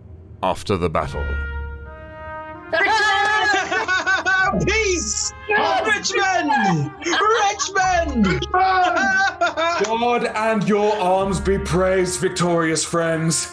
The day is ours. The bloody dog is dead. Richmond! Long live peace! Courageous Richmond! Well hast thou acquit thee. Lo, here, this long usurped royalties, from the bloody temples of the dead wretch have I plucked off, to grace thy brows withal. Wear it, enjoy it, and make much of it. Great God of heaven, say amen to all. But tell me, is young George Stanley living? He is, my lord, and safe in Leicester town, whither, if it please you, we may now withdraw us. What men of name are slain on either side? John, Duke of Norfolk, Walter, Lord Ferrers, Sir Robert Brakenbury, and Sir William Brandon. Inter their bodies as becomes their births. Proclaim a pardon to all the soldiers fled, that in submission will return to us. And then, as we obtain the sacrament, we will unite the white rose and the red. Smile, heaven, upon this fair conjunction which long hath frowned upon their enmity. England hath long been mad and scarred herself. The brother blindly shed the brother's blood. The father rashly slaughtered his own child. The child, condemned, being butchered to his sire. All this divided York and Lancaster, divided in their dire division. Oh, now let Richmond and Elizabeth, the true succeeders of each royal house, in God's fair ordinance conjoin together. And let our heirs, God, if thy will be so, enrich the time to come with smooth-faced peace, with smiling plenty, and fair prosperous days. Abate the edge of traitors, gracious Lord, who would reduce these bloody days again, and make poor England weep in streams of blood. Now civil wounds are stopped. Peace lives again. Peace! Peace! Richmond, England! Elizabeth! England, Richmond!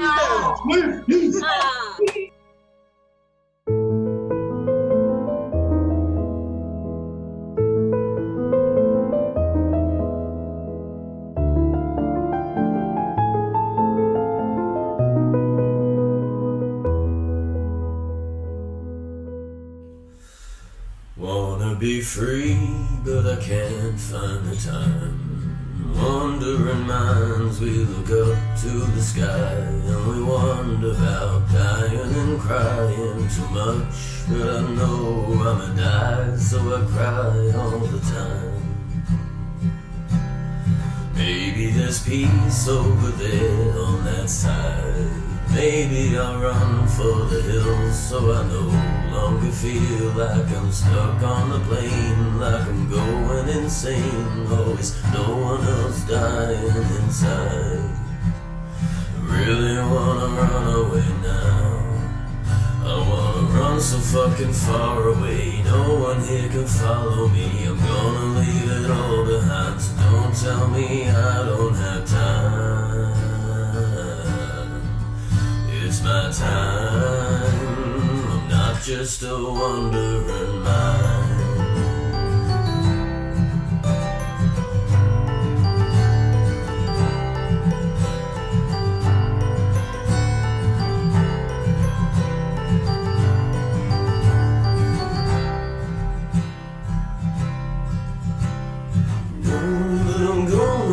Fine. I know that I'm gonna be fine. I know that I'm gonna be fine.